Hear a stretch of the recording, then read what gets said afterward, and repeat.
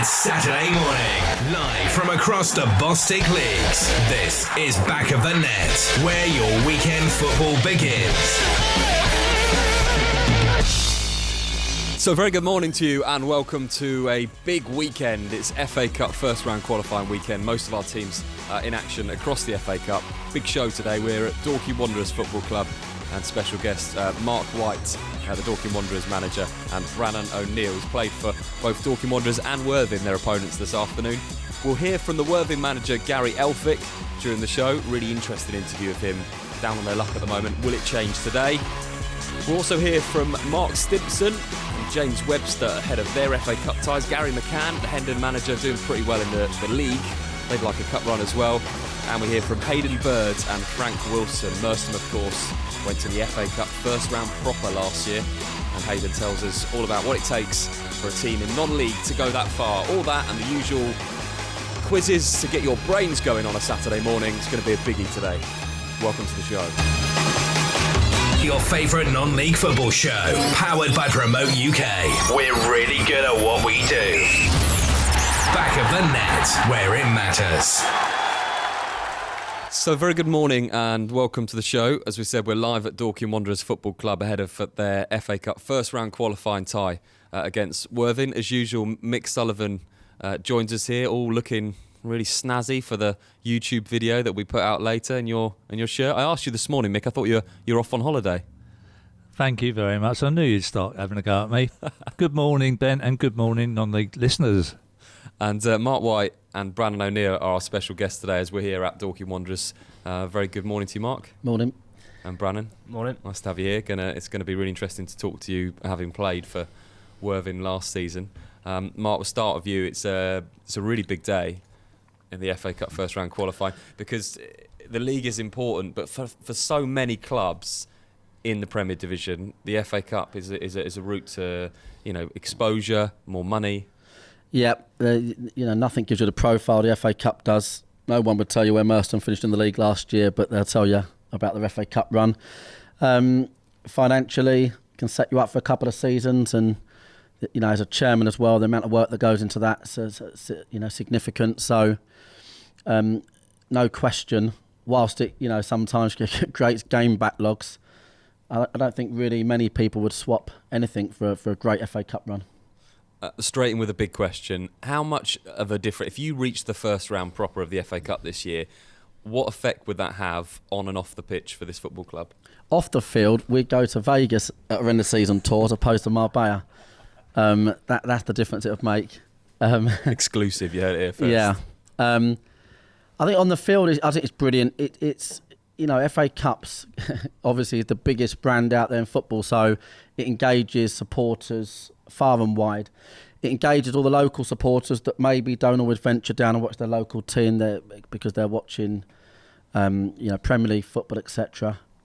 So I think it's just absolutely. I think if we look back to Dorking Football Club, 92 I think it was, when they got to the first round proper and played Plymouth, and to a man in a market town like Dorking particularly, people still talk about it now. People know the score, who scored, how many people were there, where they were, and that was just first round proper, which is more than achievable at this level of football, and all those years ago. So it creates a bit of a legacy as well. And obviously, and we'll talk to you in a minute, Brannon, but from a player's point of view, everyone talks about the winning trophies, winning medals and achieving things on the field. But before we move on to that, for this team, for your team, Mark, for next season, if you were to get to the first round of the FA Cup or the second round, that money could then be invested into the team to perhaps take you on to the Conference South. Yeah, absolutely. There's, the higher you go through the pyramid, the more money does play a part. So having that money, would be used to that effect from our perspective, that's for sure. And Brannon, from a player's point of view, the FA Cup, I guess, is where everyone wants to play in. Yeah, it's the biggest competition in England, and from a player point of view, there's nothing that gets you more up for a game than the FA Cup, and then you need to take that form into league as well. Make sure you're consistent throughout, but to get to the first round will be incredible. I've never got there myself, but yeah, it's one of them things where you strive to go for as far as you can. And Mark, when you look at teams, obviously you know Merstham well, they're local rivals. when you look at what Merstham did last year, does it even more so whet your appetite? Yeah, absolutely. Yeah, 100%. I mean, there's a couple of good local sides. I mean, Merstham had a great run last year, but South Park are notorious for very local team, notorious for great cup runs. So there's definitely an art to it for sure. There's no question there's a bit of an art to it as a manager. I don't think we've mastered it to date. We had a great run a couple of years ago. We got second qualifying round. We was already drawn. We was 2-1 up with about 20 seconds to play as well against Biggleswade at home, and our striker had a 1-on-1 to make it 3-1. Literally 10-12 seconds to go, and because obviously they had thrown the kitchen sink at us, and their keeper got down and saved it, threw it to his mate who scored from 30 yards, and to take it to a replay. So that's a lasting moment. And in the replay, it was 0-0. We were much the dominant side, and they scored the winner in the 92nd minute. And on the Monday, we've been drawn away at Maidstone, who at the time were probably the biggest club in the draw. And that itself, I think we worked out that would have yielded just in revenues kind of 50-60 grand just to get to that extra game, that cost us. So yeah. You said you haven't mastered it yet. What is there a different approach to an FA Cup game today? It's obviously a one-off game, or it might be a replay. Do you have to change as a manager? Do you have to change anything about your preparation? No, I don't think you do. I think you've got to make sure that the players understand that it's a big leveler, this competition. Right the way through it, arguably until maybe the last 8 or 4, it's a really big leveler. There's shocks every single year because league form goes out the window. It's a chance for everybody to forget their bad start or their good start even. And on the day, it's two teams starting from scratch, and winner takes all, really. So I think it's important the players understand that. And from a player's point of view, is there extra adrenaline ahead of an FA Cup game, because you know the kind of pressures that are on? It's a one-off game. Is it more exciting, perhaps? Yeah, of course. I think the biggest thing is everyone wants to go as far as they can in the competition. So you want to be in the hat come Monday morning for the next round. And like I say, it's just important that if you do get through, you then maintain that form into the next game and so on, and then you carry it on into the next round of the FA Cup. And Mick, I'll bring you in here because obviously the experience that you had last season with Merstham, and not necessarily the Oxford game, but perhaps the rounds before, the Ebbsfleet game comes to mind. Approaching that game tactically different from a league game, because you've got to be patient, but you also know that it's a cup tie, and if you concede a couple of goals, you could be out of the competition. That doesn't seem to be the case. That's not how we approached it.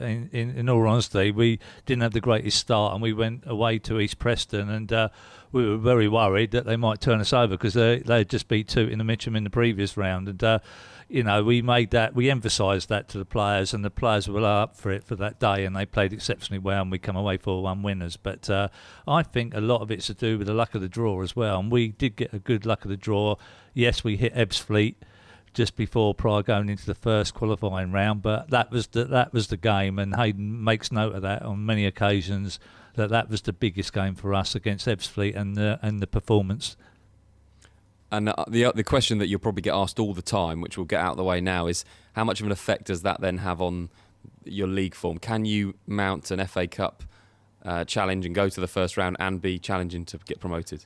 Well, history says that's not really the case. I mean, I think Hastings had a similar type of thing a few years back, and they did they get relegated, or they were right near the bottom? It does distract, I think, from your league status, and it's sometimes like the boys get carried away, and we have to come down and down. In fact, I think we played Worthing after our FA Cup, and Worthing were well up for that game, and I remember a player banging on our door afterwards. And he's no longer there. I think he's just gone to Eastbourne Borough now. But I remember him banging on our door and telling us what's what, because we had got to the FA Cup first round, and that stuck in my memory. And I wanted to, when we played Worthing later in the season, I really wanted to ram that back down to him, but we lost, so I couldn't do anything. And now he's no longer at the club, so I'll wait my chance again. Well, Brannon's got his number, Mick, if you want it. Great. I guess the question that's going to come from what you just said, Mick, is to Mark, is FA Cup first round proper and the glamour tie on BT Sports. Not that there's anything wrong with back of the net coverage, but a glamour tie on a TV channel like that, or playoffs? Yeah, we'll take the cup this year for sure. Yeah, definitely. I think financially, the club needs it this year. We're not in any dire straits, but we've got a new stadium, so I think it's possible to sneak in the playoffs if you have a good cup run, but very rarely you see teams, automatic promotion and good cup runs. It's really rare. Whether it's FA Cup or Trophy, Bognor have had a couple of good runs in recent years, and it's definitely disabled them from competing. I thought Mickey was going to say the thing that we hear week in, week out, and he was going to tell me that he had one of the lowest budgets in the league, because according to our interviews, I think 23 of the 24 teams have the lowest budget in the league. Yeah, Mark's always going to be coy on that, but no, all right, fair enough. I've got a question for you, Mark. What do you think is a competitive budget for Ryan or Bostik Prem? Competitive, let's say top 8. What's the budget we're talking about? Because I'm interested what your thinking is on that. Well, I think top 8 probably round about $4 or $5 grand a week. I think there's a lot of money being spent to get to that type of position, if I'm honest. That's probably why us at Merstham haven't actually achieved that yet. So that's interesting. So anyone out there at Merstham listening, please help Hayden Bird out. That's why Mick's here, to ask those kind of questions. So he just doesn't care. Just get him out of the way. Yeah. Can I just ask, is that sort of anything you're going to highlight what budget might be? I knew that was coming. Our budget would realistically be mid-table in the league. If the budget's put top to bottom, if all managers want to agree to put theirs on back of the next table, I'd put ours there happily. No, I really would. You can work on that for the season, Mick.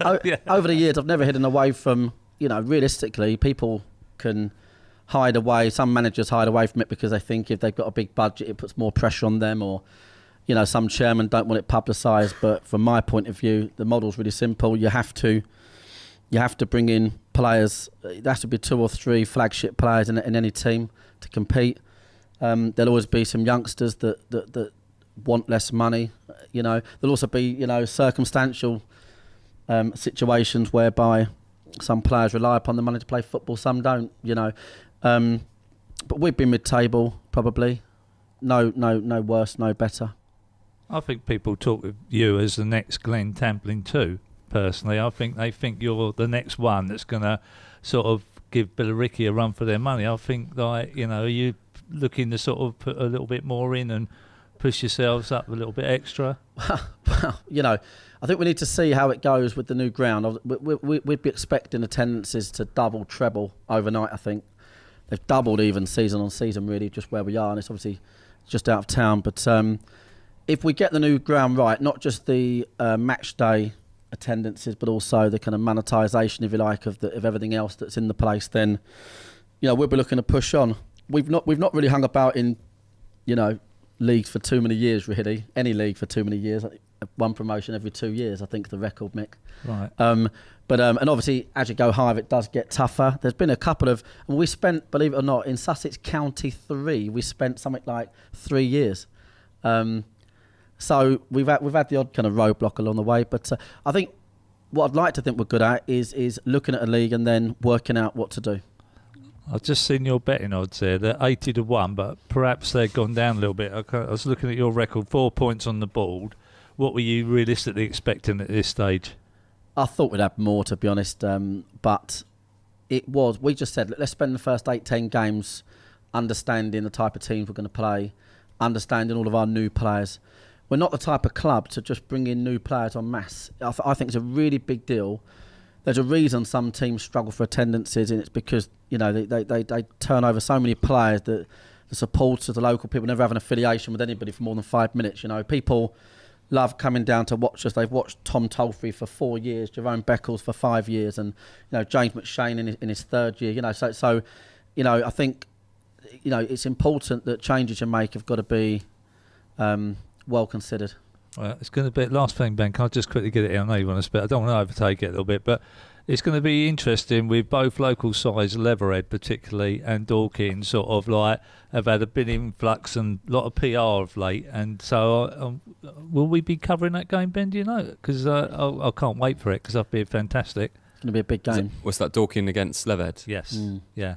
I'm not sure. I haven't got the fixtures in my head. I'm sure we will, either one of whether it's here or if it's at Leatherhead. We was really disappointed that wasn't our Bank Holiday Boxing Day fixture as opposed to Margate. Yeah. Which we are covering on Boxing Day, I can tell you that. Because it was it's a very much our biggest derby. And fair play to Leatherhead. They're finding a way to compete, and they've got a great side, great manager, great players. And what I can say is that next week we will be at Billericay against Leatherhead, which will be a fascinating game as both those teams lead the way. And Mick, I'm sure that next week when you ask those budget questions, they'll be really interesting as we're at Billericay for that game, and we'll be joined by Glenn and Harry on the show. Right, let's kick off the first of the interviews today, and let's hear from Gary Elphic, the Worthing manager. Gary, really difficult start to the season for you. You must just be happy to get away from the league for a weekend. Yeah, it's nice to sort of freshen things up.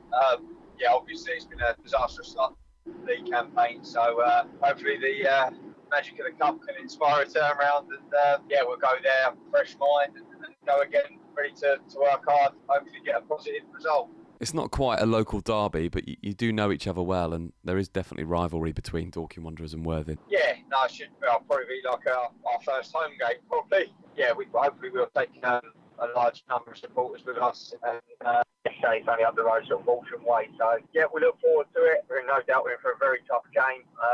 I've always admired Dorking from afar, the way they try to play their football, and I respect their manager highly. So it'll be a very tough game, and we'll have to be at our very best to get any kind of result. When I spoke to you last after the last off game, you mentioned that obviously the difficulties with the ground situation and a few other bits and pieces. Are you any closer a couple of weeks later to feeling like you're getting there with the team? If I'm honest with you, we've released Omar Folk this week. I feel that we need to strengthen up in areas. So if I'm honest with you, no, I think we still need to try and recruit, especially in defensive and midfield areas. And obviously players will probably go. But I've fired a warning shot a little bit in releasing Omar Folk. Nothing against Omar. He's had a sort of stop-start beginning to the campaign. But what's clear is that we've played 5 and we've lost 5, and things are not going great, and we need to address that situation. So it's a little bit of a warning to the other players as well. If they're not pulling their weight, then at the end of the day, I've got to try and protect my future as a manager. So I need players that are going to respond to me, that are going to work hard for the cause. So I'm hoping that players will now look to the shirt and want to keep hold of it and stay in my team, because if not, then they've got to look over their shoulder, really. Is it the sort of desire then, the what they're showing you as an attitude that you're unhappy with in the first few games? Yeah, if I'm honest with you, we lack leadership, we lack passion.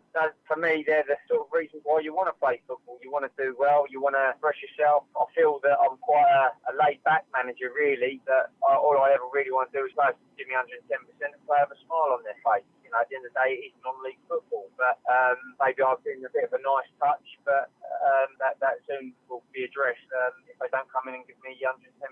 So we all need to fall in one direction, and I'm hoping that the players respond. And if you're going to do well this season, how important is James Fraser going to be in that equation? Well, yeah, massive. He was in the top 5 of the top goal scoring chart last season. He's definitely got quality in abundance, and he's someone that I bought in the summer because I know he's got an eye for goal. So yeah, to be a successful team in our league, got to have a goal scorer or someone who does it. I really do hope that James Fraser will be that player, but it can't just be him on his own. A squad effort, and as I say, you're only sort of getting 1 or 2 players sort of turning up every week. You're not going to win many games, so that will turn around. And what's the latest on the pitch situation? If I'm honest with you, it's not any clearer. I think that FIFA flying over from Zurich for a meeting with the guys that have actually laid the pitch, and also Worthing Football Club officials. So we're hoping that some kind of deal or solution can be thrashed out, otherwise drawn out. And if I'm honest with you, with the way things stand at the moment, that's the last thing we need. So I'm hoping that can be resolved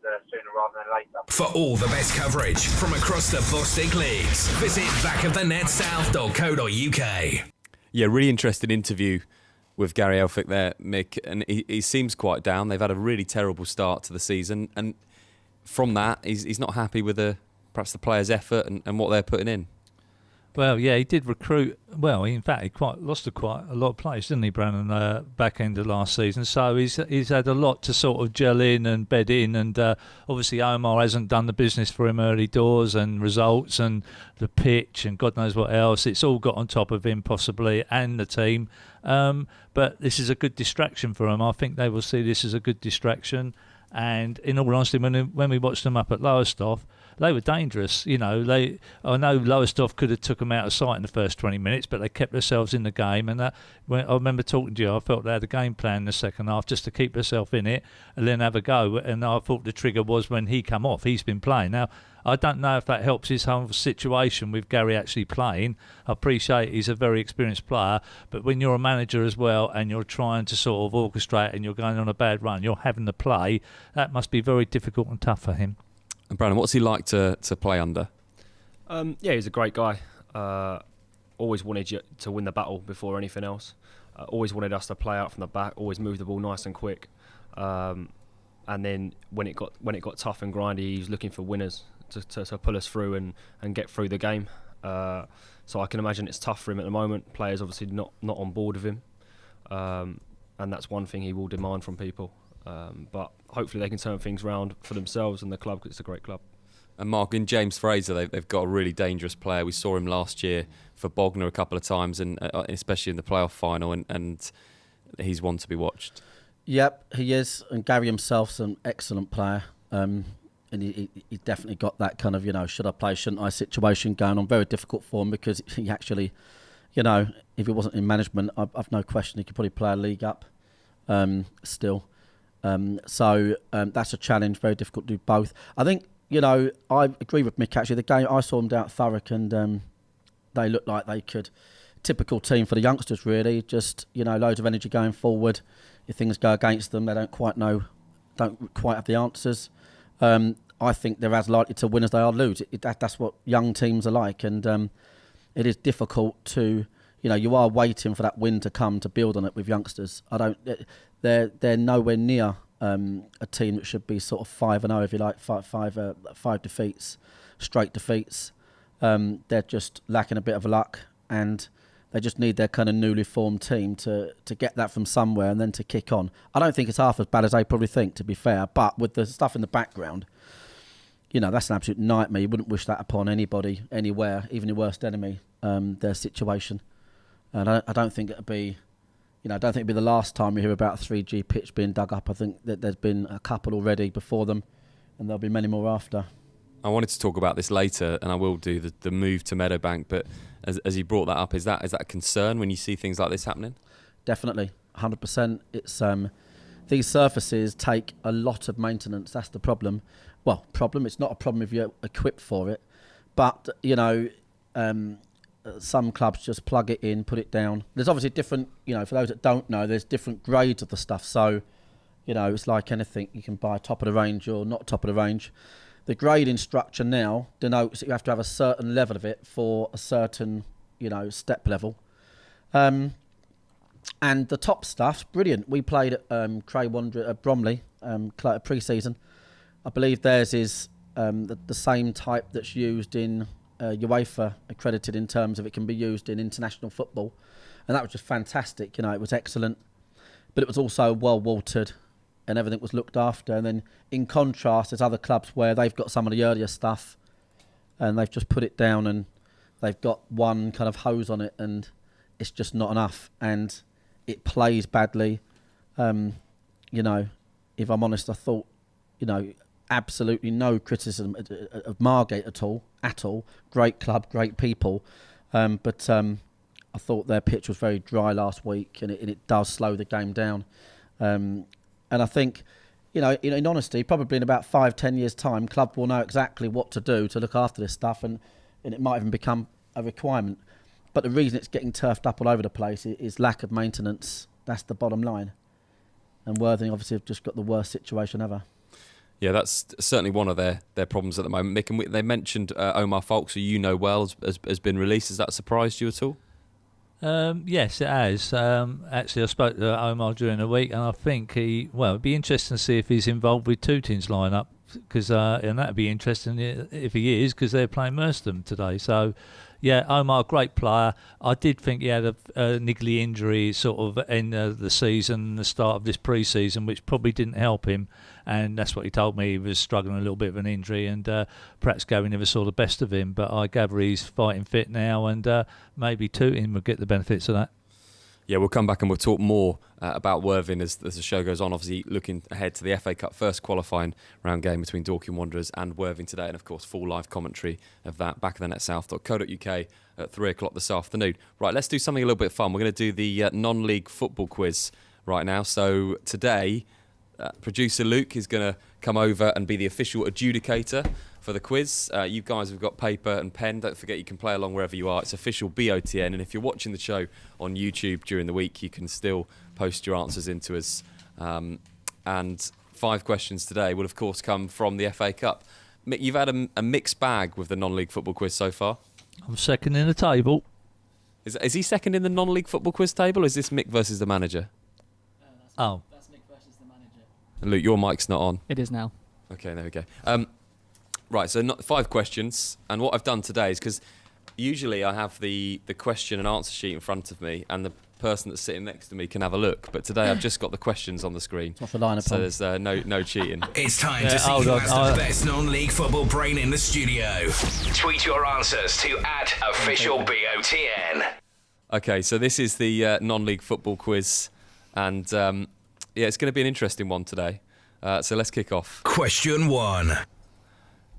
In 1901, a non-league side did win the FA Cup. They were playing in the Southern League at the time, and they beat Sheffield United in the final 3-1 in a replay. They now play in the Premier League and have won the FA Cup 8 times. Can you name the team? So in 1901, a non-league side did win the FA Cup. They were playing in the Southern League at the time, and they beat Sheffield United in the final. It's a replay, 3-1. And they now play in the Premier League, and they've won the FA Cup 8 times. Can you name the team? So Mick, Brannon and Mark, you're all playing individually today, and you just got to write down your answers, and we'll go through the answers after we've done the questions. Ben, can I just butt it? I don't like Mark. He's looking over on your computer screen there. I don't want any... I've been caught out with this before, bits of paper. I can't have this. I want to beat him. He's got absolutely no chance of getting any answers on here, so it's absolutely fine. Okay. This is not an easy one. Southern-based Premier League team. No, so they now play in the Barclays Premier League. Is it still the Barclays Premier League? Yeah. Yeah, so they now play in the Barclays Premier League. They've won the FA Cup 8 times, but they were, in 1901, a non-league side in the Southern League when they won the FA Cup. Wow. Yeah, it's got me thinking now. It's changed. That's the point, Mick. It's a quiz. 1901. Yeah, all right. Okay. 1901. 1901, Mick, were you around then? Any clues, please? Any clues? No, Come on. 8 times they've won the FA Cup. That's the clue that you've got there if you know your FA Cup stuff. Jeez. Question 2. Who were the first non-league side to reach an FA Cup final? I'll give you a clue. They currently play their football in the Championship. Who were the first non-league side to reach an FA Cup final? And the clue is they currently play their football in the Championship. And this will probably mean that you need to know a little bit about the teams that were good back in the day. You got any nearer questions to my age? I ain't near my age either, Brad, if you don't mind. Your older brother. Yeah, I'm sure they get better. What league were they in? They're in the Championship now. And when they got to the final? I think when they got to the final, they may have been the top tier of English football. I'll give you a clue for this one because I think it's quite a hard one. The name has changed now, and the name has changed to a city that they're in, but that originally their name was just the second part of their name. Wow, that made it easier, didn't it? I'm sure it does. There'll be some people out there that absolutely know their stuff. Official BOTN across social media. Did you get these questions from Mastermind or something? Yeah. They're in the Championship. They're in the Championship right now. Their name is the city and then a second name. Originally, it was just their second name when they reached the FA Cup final. Okay, right, we'll move on. Question 3. Who won the first ever FA Cup? Oh my God. It's a toughie today, this isn't is it? really tough. Yeah, you've done really well. Who won the first ever FA Cup?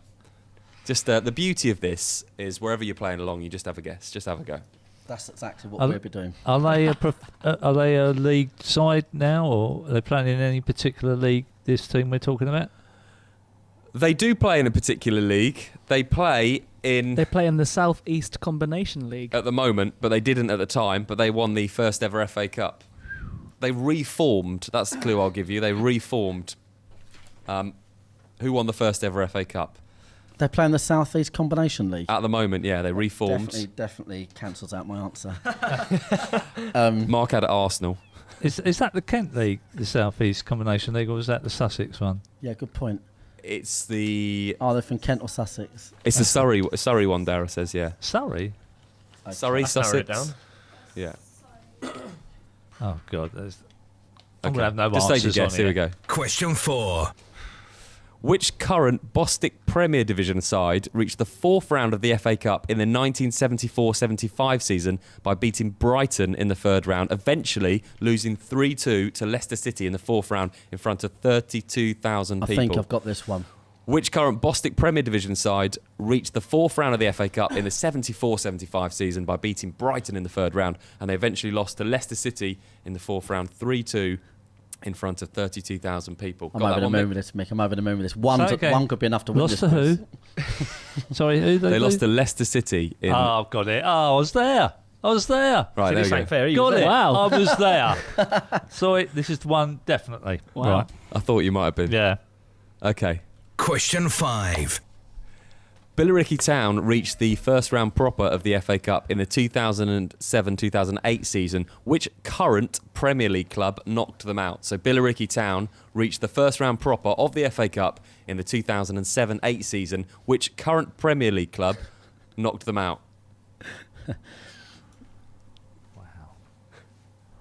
I thought you'd have known your FA Cup a bit more.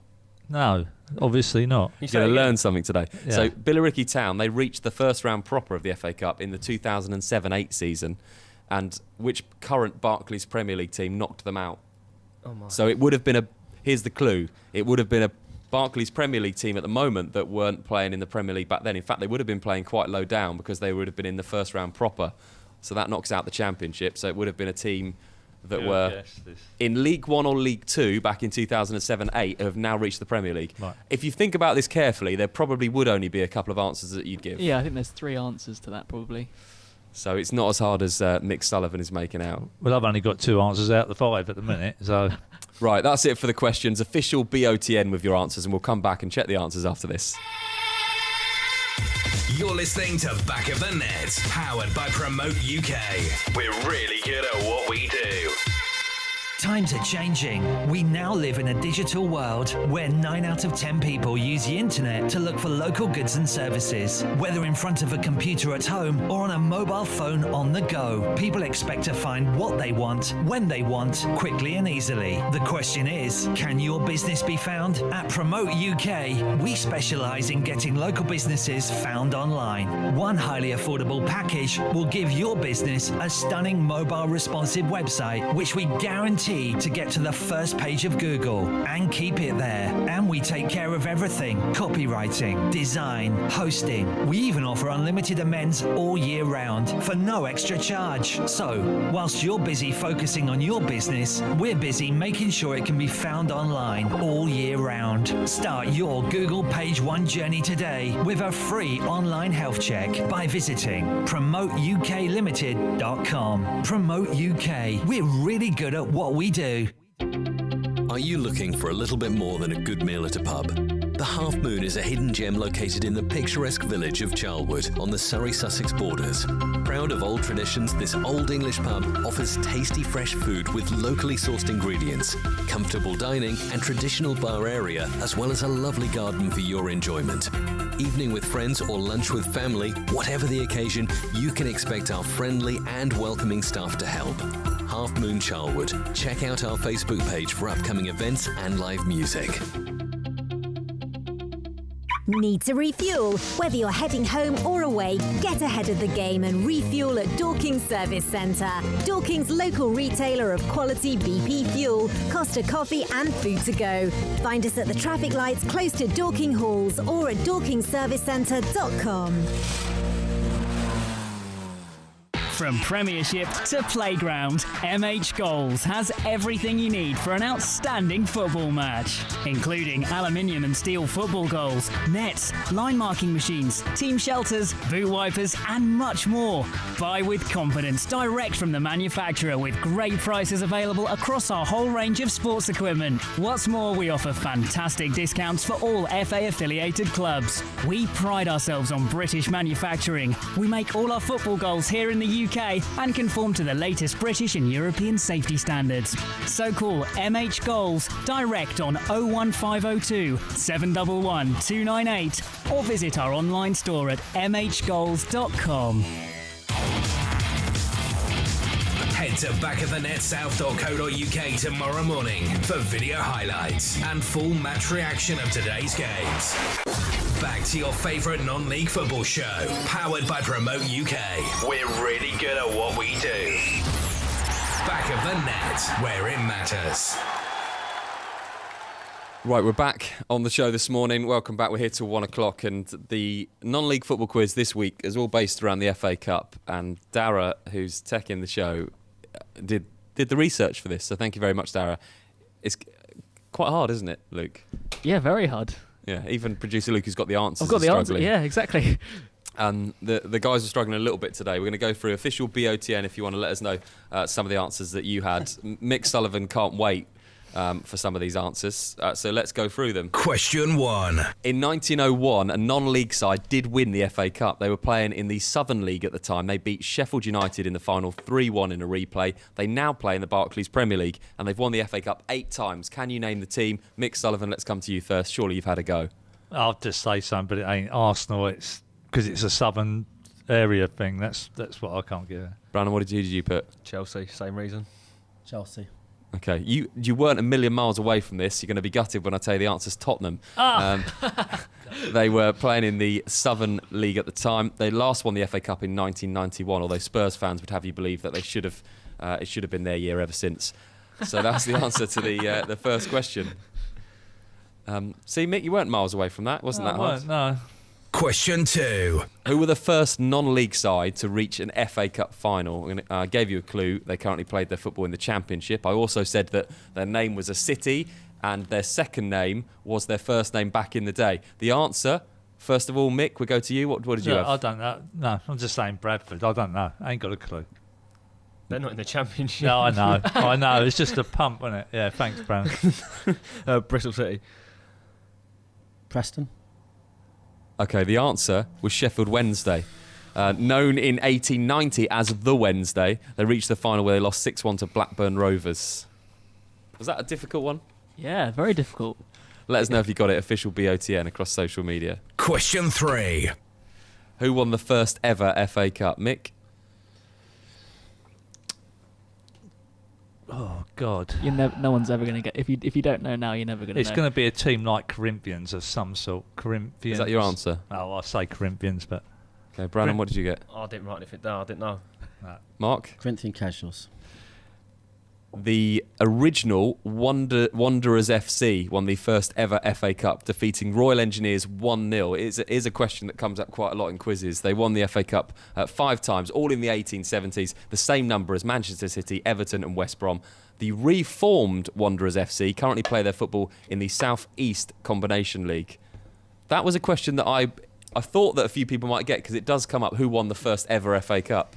And that famous game between Wanderers FC and the Royal Engineers. Well, you know now, Mick. What, Wanderers play in the South East? Never heard of them. A team called Wanderers FC. They've won the FA Cup 5 times. I'll dispute that.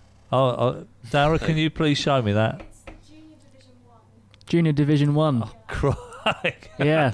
Junior Division 1, right. They reformed, okay. And I haven't written on my notes, actually. Dara, you did when they reformed, but... They won the first ever FA Cup. But the reason that question went in was because that is a question that comes up in quite a few quizzes. Yeah. The first ever winners of the FA Cup. That's why I thought you might know it. Are you suggesting that I go to a lot of quiz nights? Well, in that shirt. I'm just putting it out there. God, talk about ganging up on me today. Okay, so that's the answer to that. So, Luke, are you keeping the scores? It's difficult. Yeah, they're all 0 at the moment. About to change, though. Question 4. Which current Bostik Premier Division side reached the 4th round of the FA Cup in the 1974-75 season? They beat Brighton in the 3rd round. They eventually lost to Leicester City in the 4th round in front of 32,000 people, including our very own Mick Sullivan. Who was the team? It was Leatherhead. Brannon? I went Margate, didn't I? Good guess, though. Mark? Yeah, I went Leatherhead. Oh, hold on. Can we see that? Hold on. Can we please see that on his paper? I'm having that. Sorry, Mark. Fantastic. I'm one up. Come on. Bring it on. Mick Sullivan. That wrong. Mick Sullivan is so I can't happy. believe Mark never got that. I cheat really didn't. I thought he had it. Yeah, Mick, but you're looking very, very pleased with yourself. But it could all change with the next question. Question 5. So Billericay Town reached the 1st round proper of the FA Cup in the 2007-2008 season. Which current Barclays Premier League club knocked them out? You should be able to guess this Mick? one. I'm just guessing Burnley. Brighton. Burnley. Okay, there were probably 4 clubs I would say you could have guessed. Brighton, Burnley, Bournemouth, and the team that it actually was. Maybe? Swansea City. They beat them 2-1. Wow. Billericay host Didcot Town, of course, today. So that is the end of the non-league football quiz today, FA Cup based, and producer Luke will let us know the scores. Yeah, I've been having to do some maths over this one. It's quite difficult to work it out. Do you want a calculator? So, yeah, thanks. Mark got 0. Brannon also got 0. And the winner today, with 1 correct answer, Mr. Mick Sullivan, everyone. Thank you. Well done, Thank you. What I Mick? You're not impressed with that quiz, Mark, are you? If one qualifies to the win, then he'll take it. Right, well, we'll let Mick celebrate, and Mark and Brannon, they'll just won't talk to us again, I don't think. But we're going to hear from Danny Hill next, the Canvey Island manager. I caught up with him yesterday. Danny, it's been a mixed start for Canvey Island this season. Was it always going to be that way, being a relegated team last year? Yeah, I think so. And obviously, it's just getting used to the league and that. And I think, obviously, it's one of the toughest leagues over the few years, last 5-6 years of the Ryman 1 North. It's obviously Bostik North now, but it's a tough league this year. There's some big sides in it. There's a lot of money being thrown about, so it's not going to be easy to get out of it. But like I say, we feel as though we've built a decent squad this year, and it takes a little bit of time where we've had so many changes in the summer to get them to click. But we feel as though we've been a bit unlucky, really. Like, we've had a last-minute free kick, a deflected free kick going against us away at Sudbury, and then a couple of individual errors from our goalkeeper home to Tilbury, which the game we lost in. And then, like I say, but we look really comfortable Monday, 1-3-0 against Bowers, so hopefully we can continue that form. Yeah, I was going to mention that. Local derby as well. You must have been delighted with that on Bank Holiday Monday. Our performances so far have been good. The only time we let ourselves down really was in the Whitton game in the FA Cup, which is just one of them things that we done everything we could, but the ball just wouldn't go in for us, and we got caught in the break at the end of the game and ended up losing 2-0. So, but the performance levels in the previous couple of games, and then obviously on Saturday and Monday have been there, but we haven't probably got what we deserved. But Monday we was excellent. And look, have you set yourself targets for the season? Oh, without a shadow of a doubt. This is for the club of what Canvey's about, and the league that we're in, and it's not. We've got to be up there and in and around it. Now, we can't go and win it, which we know it's going to be tough, but we've got to get in them playoffs at a minimum. Like you say, the history of Canvey Island. I mean, it's an FA Cup weekend. I know how much you'd be disappointed that you're not involved, because they've had a couple of big ties in their history. But you are one of the teams that everybody expects to be up there. Does it add certain pressures that you could do without this season? I think so. Obviously dropping down to this league, you come with a package that people want to come and beat you, and obviously the facilities we've got at our place and the pitch, and it's a lot of people's cup final coming down to us. Like we say, we lost to Tilbury the other week, and there's the Christmas have come early, the singing, bouncing, jumping off the walls in the change room there, and like I say, we're not used to that, but obviously it's something that we've got to get used to quickly. But like I say, the side that we've got and we've put together, hopefully we should be there or thereabouts. It was a really strange end to last season, having won so many games. Most people thought that you'd got yourself out of trouble. Did that make it even harder this summer to motivate the players, the way you went down? Yeah, it was such a tough year for us. Obviously, we knew it was going to be hard for us, because obviously having the new clubhouse built, and the old one got taken, knocked down in late February last year, and so we had no income coming till it was really hard. We had to take a hit, and we when we probably needed the strength to boost it, but we got ourselves in such a good position with winning 7 games on the bounce, and it was just like, it was unheard of, really. It was just nothing went for us, to be honest with you. And the last 3 or 4 games, everyone around us won, and I don't think anyone's, for the last 16 years, anyone's gone down on 53 points. You normally get 51 points and you're all right. We've gone down on 53. So it was one of them years, but I said it gives us, the club and myself, a chance to regroup, get some backing behind us again, and obviously the clubhouse is up and running now, so we're paying some debts off as a club at the minute, and hopefully over the next probably 6 to 8 months, them debts will be cleared and the club should be able to look forward. Back of the net, where it matters. Yeah, fascinating interview with Danny Hill, Canvey Island manager, Mick, and they obviously, last season, they went on a run at the end. It was a really good run, 7 wins in a row. Everybody thought they'd got themselves out of trouble, and in the last couple of games, the results didn't go their way, and they find themselves in the Bostik North Division. Yeah, for a club that size, it's a fantastic ground. They've got a new clubhouse, and yeah, it's one of the grounds that I used to enjoy going. And yeah, I bet. Well, we didn't expect ourselves to be in the position we were, but I think that's what the league was last year. Everyone could beat everyone, and no one could get that run. And particularly if you had a 7-game run like they did and find yourself at the bottom, it just says everything, that everyone's beating everyone. It's a competitive league, Ryman Prem. Everyone will say the others are as well, but I found the Ryman Prem very competitive, particularly last year. Yeah, and this season, like you said in the interview, they'll have that tag where everybody will want to beat them, which makes it more difficult because they'll be one of the favourites to go back up. Yeah. Obviously, I don't know a lot about that North Division. I'm learning as we go along because we seem to be going to a fair few North clubs. But I'd say I watched AFC Hornchurch, which are, again, another established Essex side. I fancied them to win that division at the minute and not letting me down. So, yeah, I mean, Canvey will have all these sort of younger teams wanting to beat them, and when you go to their ground, it is a fantastic little ground, and they're up their game as well. Right, let's move on, and we're going to do the feature that we've come to love, Mick versus the manager, it's called. Mark, do you know a lot about this? No, nothing. Okay, but I'm tentative. So this is where you go head-to-head with Mick Sullivan, and it's our predictions league. So we've picked out 4 fixtures today, obviously from the FA Cup first-round qualifying. Easy. This is my... Mick knows, actually. Mick knows. I'm going to hide the nothing with this. Yeah, he knows. We used to play this. And we'll bring producer Luke back in, who will keep the predictions. We've got a league for this, and we've got a few people playing along as well, Luke, haven't we? Yeah, we'll have a look online as well to see if anyone tunes in, and we'll read them out. Official BOTN, you can get your predictions in. Right, the first game that we've chosen for you today, you'll like this one, Mick. It's Tooting and Mitcham versus Merstham. Of course, Merstham did so well last season in the FA Cup. Following their promotion to the Bostik Premier, Tooting and Mitcham have struggled in the league this season, losing 3 games and drawing 2, and they sit in 23rd position. Last season, the Terrors lost 1-0 to East Preston in the FA Cup preliminary round. Their furthest FA Cup run, however, was in 1976. They remarkably reached the 4th round, losing 3-1 to Bradford City.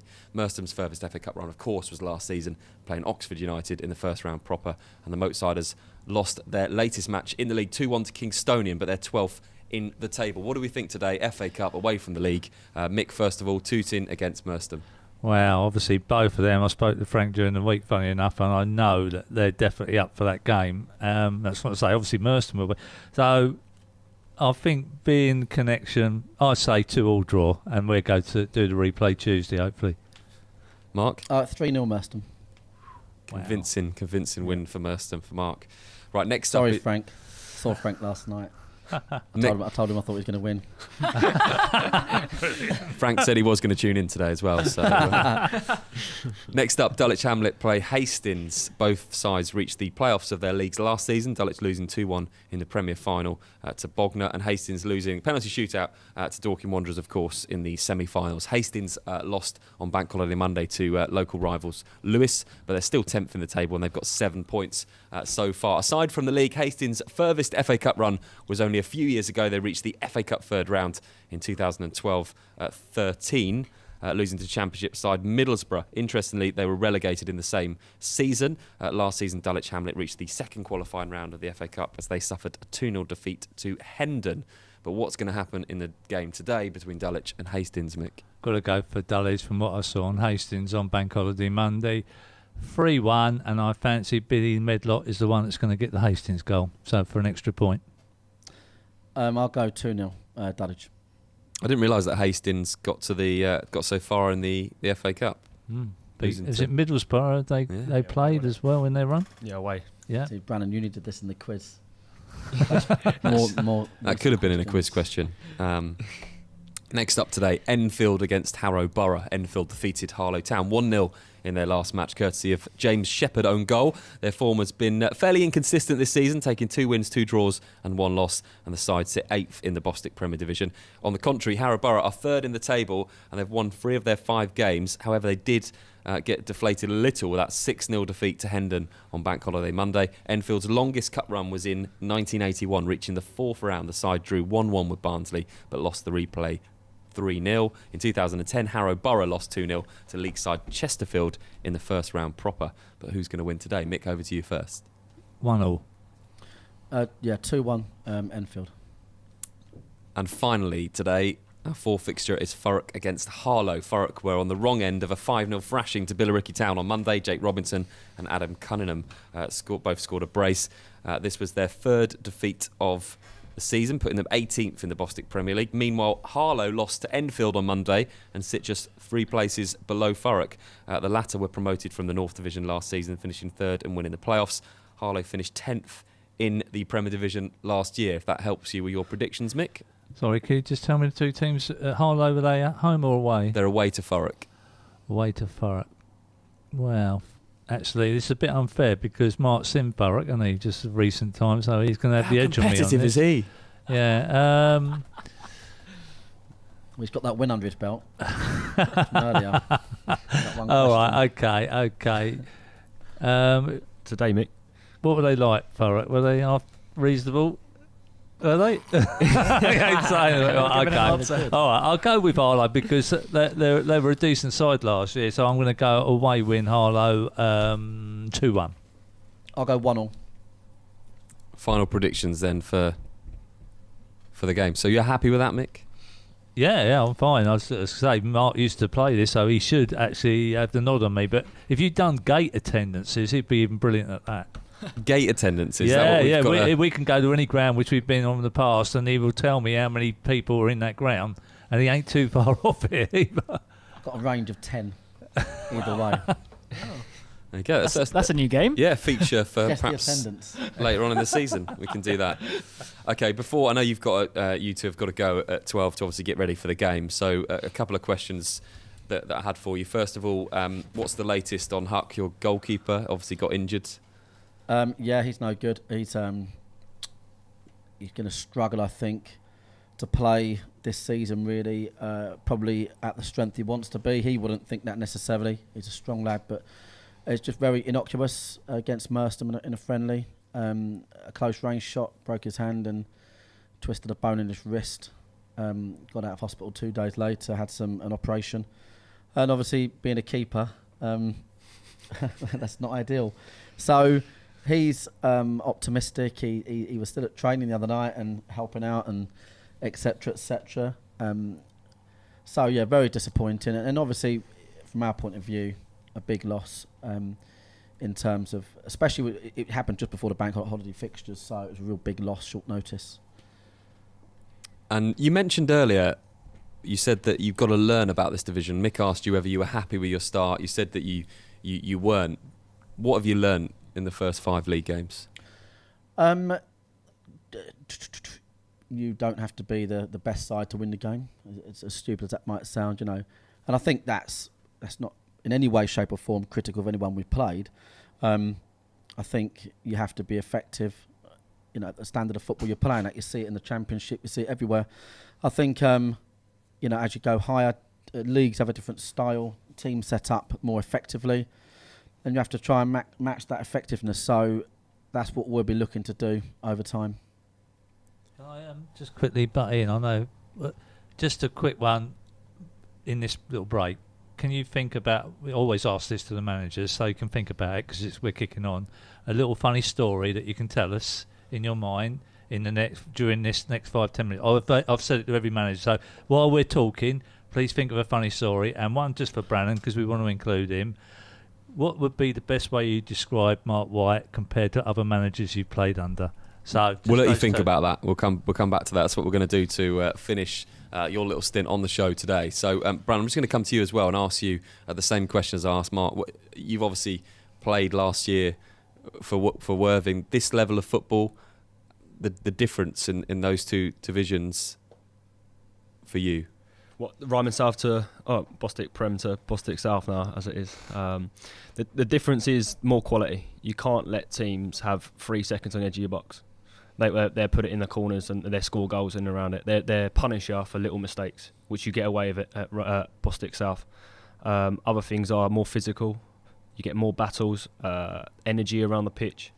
There's a big difference in the step between the South to the Prem. And last one, we're going to hear from Mark Stimson, the Thurrock manager, to give you a chance to think about your stories. Last one from me, Mark, is about the academy. I think we should mention it. It's obviously launched in this year. You've got a number of players that are going to be training with you and travelling with you. How exciting is that for the club? Yeah, it is really exciting. When we started the academy, we were really keen, to make sure it's meaningful, to make sure that it had a purpose. Many academies are run on numbers, and obviously they provide good revenue for the clubs. But we wanted to make sure that ours was, focused on education, so the boys that went on the programme could come out of it in some way, shape or form and were able to further their qualifications elsewhere or get involved in the industry in some respect. We wanted so education was first, can we develop footballers really second, and we're looking to engage those players through our development team and hopefully get 1 or 2 in the first team. And it's, the guys that are doing it, Chris Lee and Jordan Clark, they are doing an excellent job, and we're getting great reports from all involved. And we mentioned it about budgets at the very top of the hour, and we were saying, you said, Mark, teams have certain budgets to do certain things in the league, and it's a mixture of those young players as well. Is that something that you're hoping through the season that you can use some of these academy players and they'll be very good for you? Absolutely, yeah, completely. I mean, what you've got to remember is that there are more players than ever before, going from this level into the pro game. I was speaking to a good friend of mine last night, and teams are getting constantly watched now. Players are constantly getting taken on trial. So if you can produce good players, there's money to be made as well for the club through selling them on and giving them a better opportunity to go higher. Would that be Steve King? It looks like Steve King gets around a lot of games. He's going around more games than what I do now. I'm just wondering whether he's just looking for that sort of young talent coming out of the Bostik leagues at this level. If you're a great player at the right age now, then you are closer to ever than just being plucked into professional football. No question. I mean, you could name 10 off your cuff from last year alone, and these people are getting signed in some cases for 100 grand, 200 grand. Okay, other cases 10, 20 grand with sell-on clauses. Obviously in Matt Briggs, we've got one that generates a lot of interest and is already. So it's I think when you get to this kind of Bostik Prem type level, players that can come in the team that are young have got a real shop window.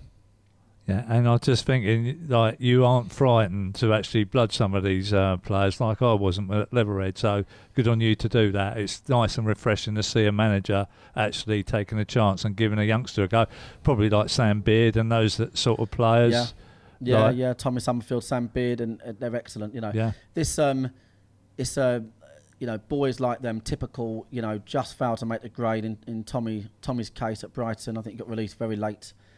Just failed to get a first-year pro contract, and if they can then prove themselves at this level at the age of 19 years old, 18, 19, then it's just almost a given. The scouts watching know that ticks a box in terms of where they'll be in a year or two, so they know they can probably go higher. So the conference teams are looking at them. So I think it's important to be able to do that if we can.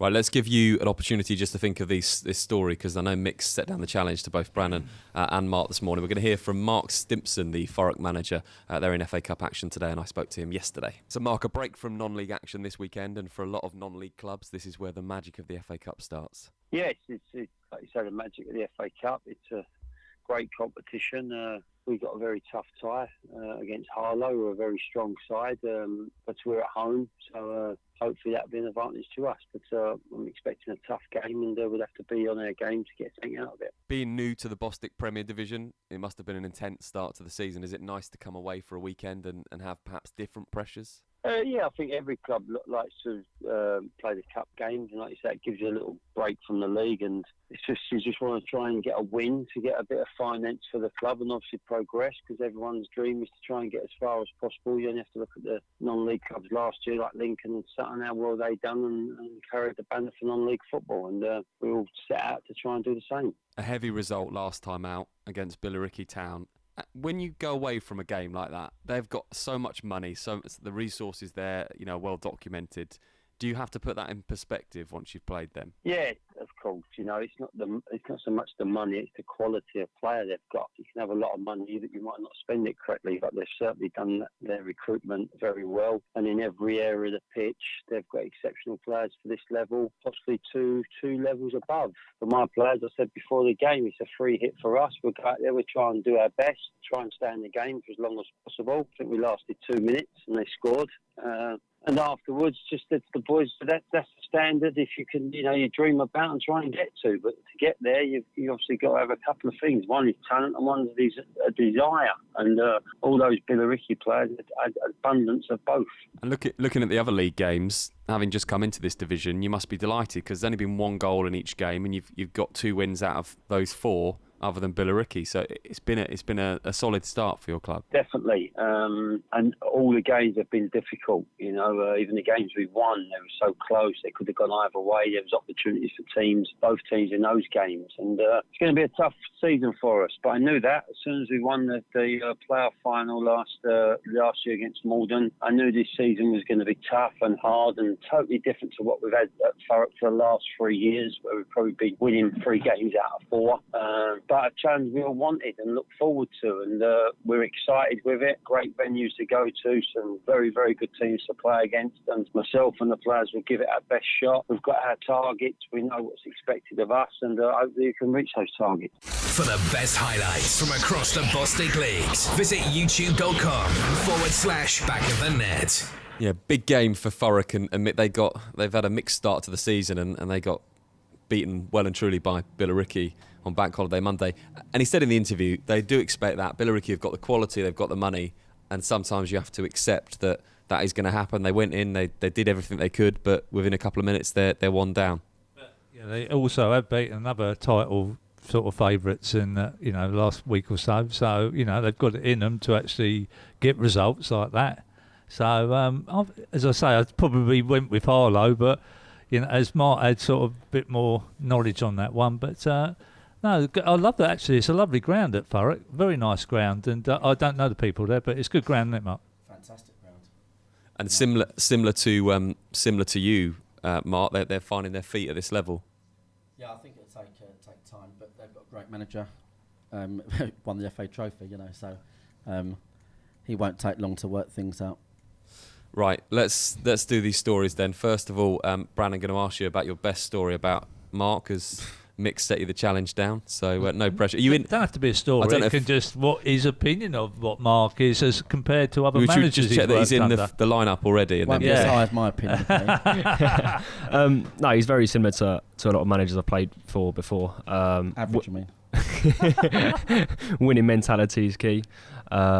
Wants players to work their socks off, win the battles, but I think his characteristics are phenomenal. He makes everyone laugh constantly throughout the match day training sessions, and he's not afraid for us to put a bit on each other in training as well. And with this big squad we've got, he's always saying about to get rid of a few before match day. But no, a genuinely nice guy, and he was one of the biggest reasons why I come to the club. Right. I was just going to say, the back of that want to come to our mic on, yeah.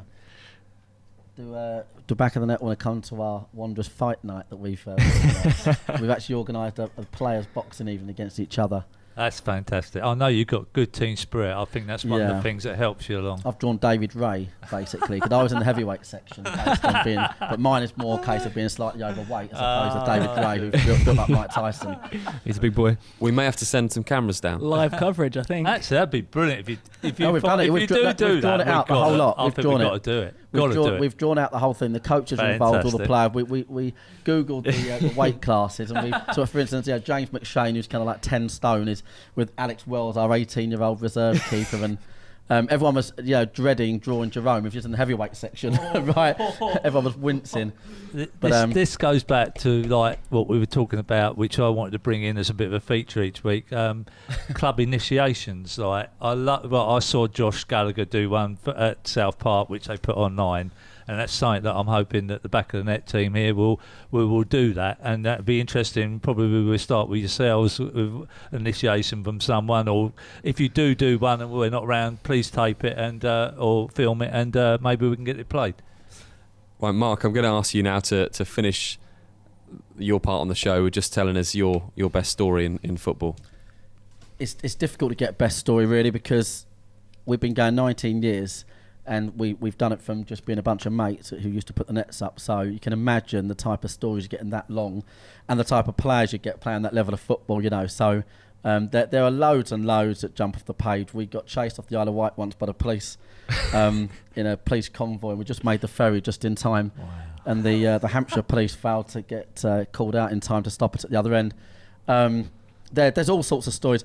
In terms of footballing story, I just remember one. We needed to win one. There's 1,001 stories. Probably I wouldn't want to say on air, but and I was interested in your opinion, Mick. Actually, we had to win one game to win promotion, and we had no goalie. We had two goalies, both injured, and genuinely they looked at us before the game, and one said, "I can't kick," and the other one said, "I can't dive." Right? so me and the management team looked at each other, and you have to really think about that, don't you? Think, right, hold on. Right, do you want the one that doesn't kick or the one that doesn't dive? And we had to really think about it. So we sort of looked at each other and said, we need the one that can dive. We need the one that can dive. So we picked the one that could dive, and we was 1-0 up. We had to win the game. And the other team had won their game, had to win.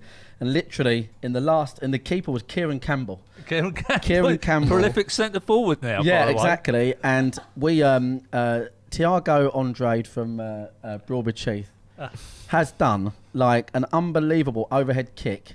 And Steve Payne, to their manager, if he's listening, and I know he likes the show, we've 1-0 up, and it's about 5 minutes to go. Overhead kick almost on the 6-yard box, and Kieran Campbell, as Gordon Banks turned it over the bar. I think it's probably the best save I ever remember. So yeah, we was lucky we chose the one that could dive. That's when we won promotion that year. Kieran's quite an eccentric character anyway, so yeah wow, well done. Decision. There'll be someone somewhere listening to this thinking, I had to do that, I had to choose between that kind of thing, because it obviously does happen. Right, before we let you go, Mark, got to go to producer Luke, who has had a tweet in. Yeah, so earlier we did the predictions, and today Tooting and Mitcham are taking on Merstham.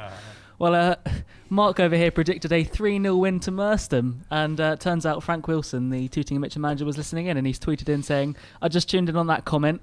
Good luck to Mark, and love from Tooting and Mitcham, the champions of the old Ryman South." By the way, Frank, Mark and Hayden were on the phone all the time. No, they're... Yeah, I've got to give my honest prediction, but Frank's in the same position as us, really finding his feet. I don't know. I just think that last year's cup run will spur Merstham into action today. We shall see. Plenty of intriguing cup games coming up, none more so than the game that we're at this afternoon. Full live commentary of Dorking Wanderers against Worthing at 3 o'clock this afternoon.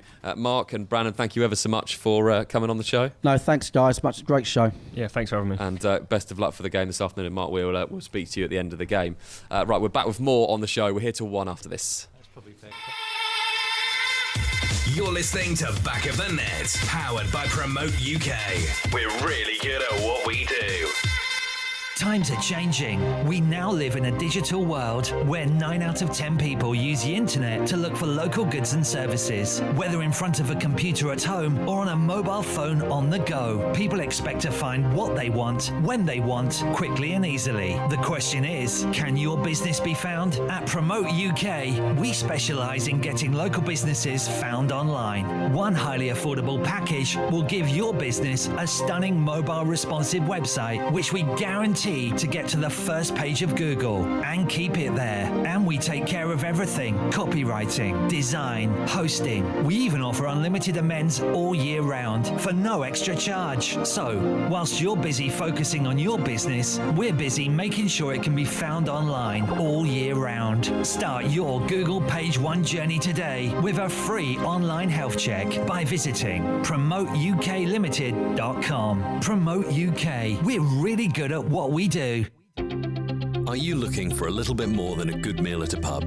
The Half Moon is a hidden gem located in the picturesque village of Charlwood on the Surrey-Sussex borders. Proud of old traditions, this old English pub offers tasty fresh food with locally sourced ingredients, comfortable dining and traditional bar area, as well as a lovely garden for your enjoyment. Evening with friends or lunch with family, whatever the occasion, you can expect our friendly and welcoming staff to help. Half Moon Charlwood. Check out our Facebook page for upcoming events and live music. Need to refuel? Whether you're heading home or away, get ahead of the game and refuel at Dorking Service Centre. Dorking's local retailer of quality BP fuel, Costa coffee and food to go. Find us at the traffic lights close to Dorking Halls or at dorkingservicecentre.com. From Premiership to Playground, MH Goals has everything you need for an outstanding football match, including aluminium and steel football goals, nets, line marking machines, team shelters, boot wipers, and much more. Buy with confidence direct from the manufacturer with great prices available across our whole range of sports equipment. What's more, we offer fantastic discounts for all FA affiliated clubs. We pride ourselves on British manufacturing. We make all our football goals here in the UK and conform to the latest British and European safety standards. So call MH Goals direct on 01502 711 298 or visit our online store at mhgoals.com. Back of the Net, the official partner of the Bostik Leagues. Join us from 2:30 for live coverage from today's game. Back of the Net, where it matters. Back to your favourite non-league football show, powered by Promote UK. We're really good at what we do. Back of the Net, where it matters. News. So welcome back to the show, and it was really interesting, Mick, to talk to Mark and Brannon. Obviously, Brannon played for both Dorking Wanderers and Worthing, and it's those guys are very honest about what their approach is to the season. And Mark, as you say, talking about budgets and different things, and they've come into this league. It's a tough division, and I guess they have to find their feet, whatever the budgets are. Yeah, it's quite refreshing. Mark's quite an honest guy, and publicly, it is really good. It's refreshing. Hopefully, some of the managers that we get to speak to in the coming weeks are going to be the same. Look, they've played a certain style of football last season, similar to us at Merstham. They like to pass the ball, but I was talking to Mark sort of off air, and I think that they have sort of this season thought that they need to have a bit of a B plan and maybe sometimes do a few longer passes than maybe what they've done before. And but what's really killed him, and it's an easy one for these managers to say, he's had a lot of injuries. And I think that's told, particularly persons like we saw in pre-season. Luke Moore was quite instrumental in pulling the strings and doing things in that middle of the park, and he's out injured. Now the goalkeeper's out, and I don't think Mark was just stringing us a load of sort of baloney. Let's say, I think he's being quite honest about it. So some of these youngsters are probably going to get a little shout.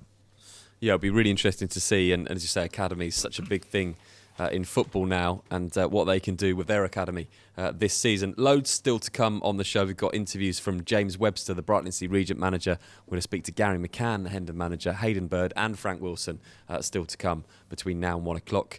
And we're going to play Kit's So Easy as well, our feature, which this week will pit Mick Sullivan. Mick, you're going to play instead of Remy, so your team Remy today against producer Luke, and Darryl will be adjudicating that as well. So loads to come on the show. Do get in touch as well. Official BOTN across social media. Right, next up we're going to hear from James Webster, the Brightlingsea Regent manager. They've had the same as Marc White. They've come into this division and they've had a mixed start, but they do have 2 wins from the last 2 games, and they're looking forward to their FA Cup tie. I caught up with James yesterday. James, after 5 games in the league, different challenge this weekend and the magic of the FA Cup. Yeah, I think so. Yeah, we were looking forward to it. It's always nice to play in the FA Cup, and it's good that we're going into it now off a really good back week and 6 points and 2 good performances. So good time to be involved in it, and hopefully we can put in a similar performance on Saturday to the one we put in over the weekend, and we can get a result. Do you approach the FA Cup games differently to the league, or is it all much the same? No, I don't think so.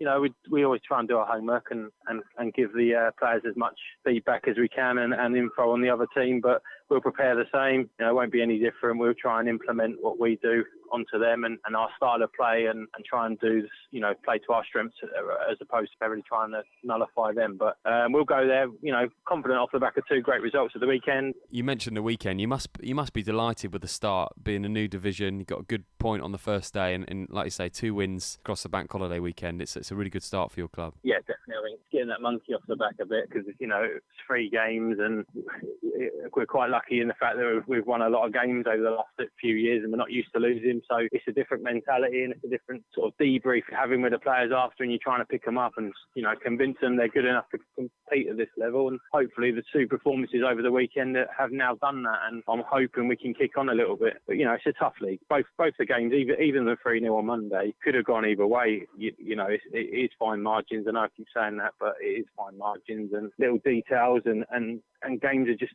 every game we've been involved in so far at this level has been really tight up into sort of 70 minutes. Either team could still win the game. So it's different to last season. You know, we have to turn up and we have to be on it and we have to play well for the full 90 minutes if we want to get anything from these. Thankfully we did that, as I say, at the weekend. When you look last year at the teams like Sutton and Lincoln and even Merstham from the division that we're in now, and they reached the first round of the FA Cup and had that tie against Oxford United, how much could a cup run do for a club like Brightlingsea Regent? Yeah, I mean, you read some of the stories over recent times. I think it's great for the club. It helps put you on the map a little bit. You know, it helps give the club a better profile. And it's a great competition, you know. I'm a traditionalist. I love the FA Cup, you know, I always have. And these young boys that we've got in our squad should be relishing the opportunity to be a part of that on Saturday. And if we can put a couple of results together and kick on, you know, it's great, like I say, for the reputation of the club and the profile of the club, as well as the, you know, the much needed finances that you get as a reward of winning these matches. And as it's FA Cup weekend, I can't let you go without asking you, who do you think's going to win the FA Cup? Who's going to win the FA Cup? Well, I'm a United fan, so I've got to say them. Have your say. Get in touch on social media. Just search official BOTN.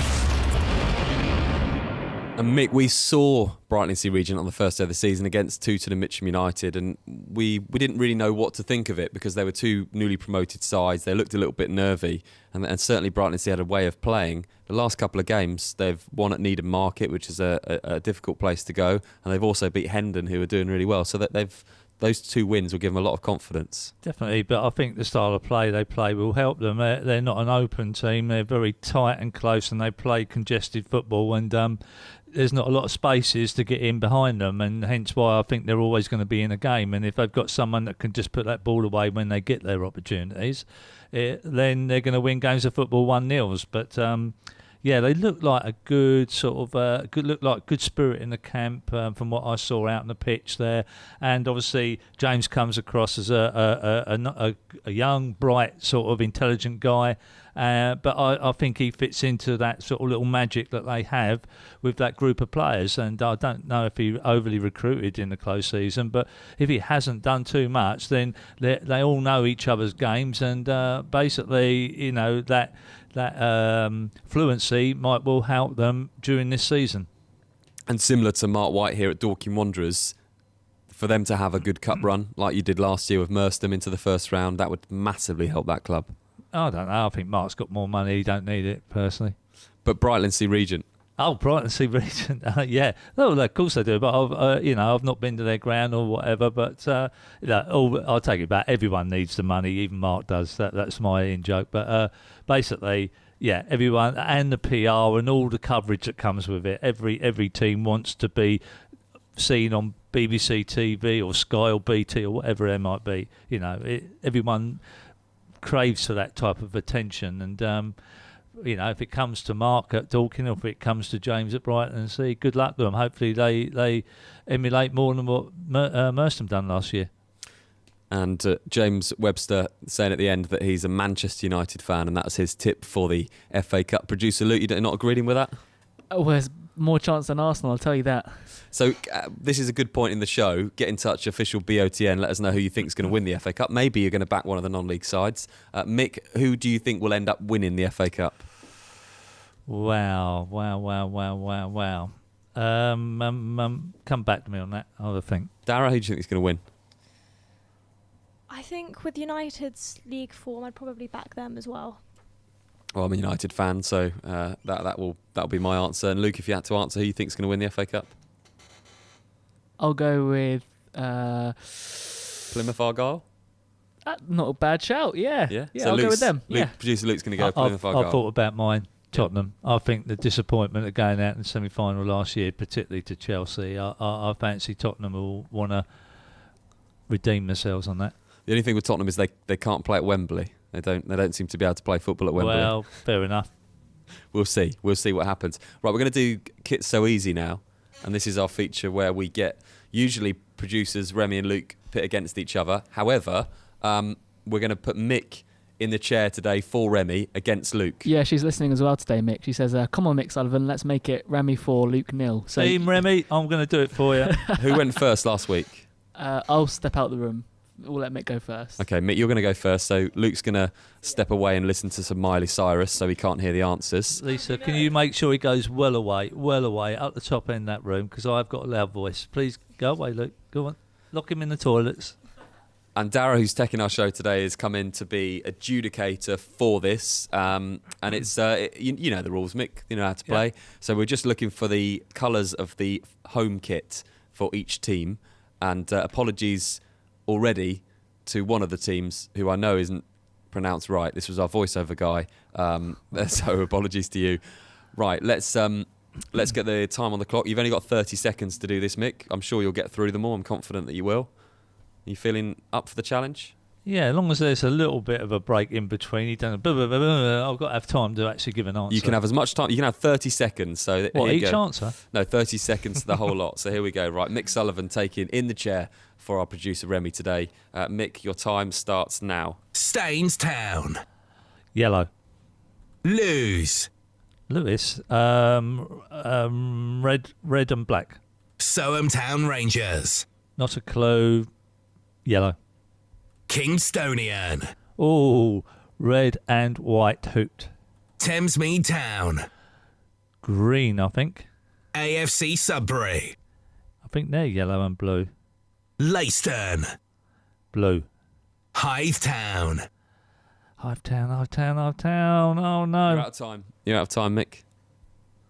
That's it. So we're going to add up your answers, and we'll see what you get, and then we'll bring producer Luke back in.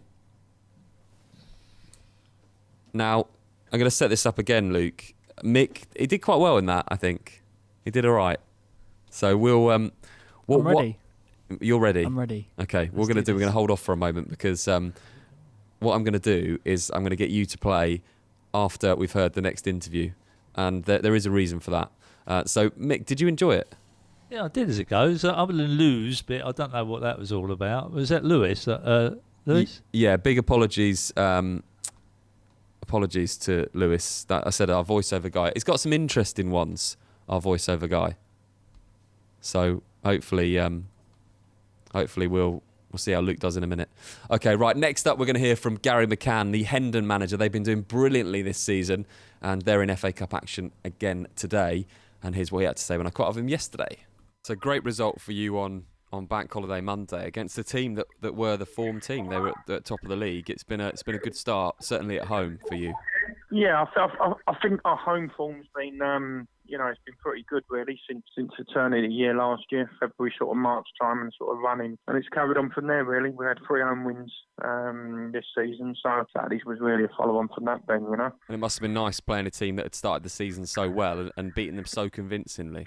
Yeah, I think it's a local derby as well. We I think it was pretty well documented how well they had started, and all that done on the back of our disappointment Saturday at Brighton. It seemed to spark up our motivation even more. And and I think when a team started so well like Harrow, it does heighten that concentration in the changing room next door. And I mean, we started the game brilliantly. I think we were 3 up inside 16 minutes, so it tells you sort of how focused and how up for the game the boys were. We'd had a real disappointment on a game that we should never have lost. I didn't feel on performance we deserved to get beat at Brighton Sea, but we definitely put it right on Monday, mate. And you mentioned that the home form, no goals conceded at home either, which must be brilliant for you. Yeah, I think we've worked pretty most of pre-season sort of on our defensive structure and defensive shape. It's been something that we know we have to be better than we were last year.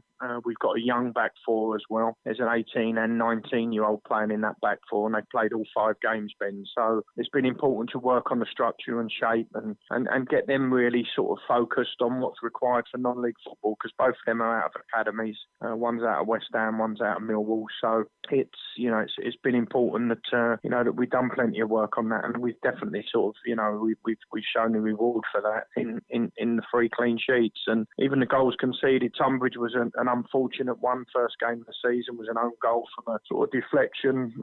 We know we've got goals in the team, Ben. It's just making sure that we're nice and safe and solid at the defensive end of the pitch. You're one of those teams that we look around the league and there's so much talk about Billericay and Leatherhead and Margate coming down, and the usual Dulwich Hamlet as well, fancy to be up there, that you go under the radar a little bit. Does that suit you, and what your aims this season?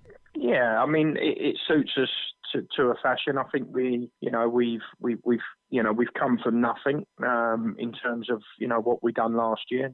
Some will maybe look at that with a frowned eye as such. It's we had a great finish to the season, Ben, but we stayed up by the skin of our teeth. It's not what I set out for the season, not what our targets were at the start. So we're sort of we went into this season as one of the nothing sides, really, one of the sides that everyone tipped to be fighting at at the wrong end of the table. But we've become something over the summer. I think we've added diligently to the squad with the right type of players. So yeah, we are under the radar, Ben, but what we want to try and do is become one of the sides that are right in and amongst it going into Christmas and looking to spoil the party at Billericay. And a break from league action this weekend for the FA Cup. It brings its own challenges, and you take on a team in your league that you'll know quite a lot about. Does that help or hinder you? Well, it doesn't hinder us as such, because obviously familiarity is very much what you set up your teams to act on. I think what it does at this early stage is that it's going to knock 3 of the teams out. I mean, I think there's 3 games in our division that are that teams playing against each other, and at this early stage with so many level 4 and level 5 and even level 6 teams in the draw, you want it to be maybe a little kinder than that. But we're relishing the prospect of playing someone in our division, and also another local derby. There's plenty of history between the 2 clubs. They never started the season too well, but they've had 3 back-to-back wins, and really convincing win on Monday at Staines, which again sort of put down a marker for where they're at. So as much as we had a great win Monday, they did too. So it's 2 teams going into an FA Cup game on the back of 2 really impressive results, which would tell you confidence would be up. So it's going to be a tough game. It's going to be a tough game for both teams, and we'll be preparing ourselves correctly. We know plenty about them, but I'm sure they'll say they know plenty about us. For the best highlights from across the Bostik leagues, visit youtube.com/back of the net. Yeah, fascinating interview with Gary there, the manager of Hendon.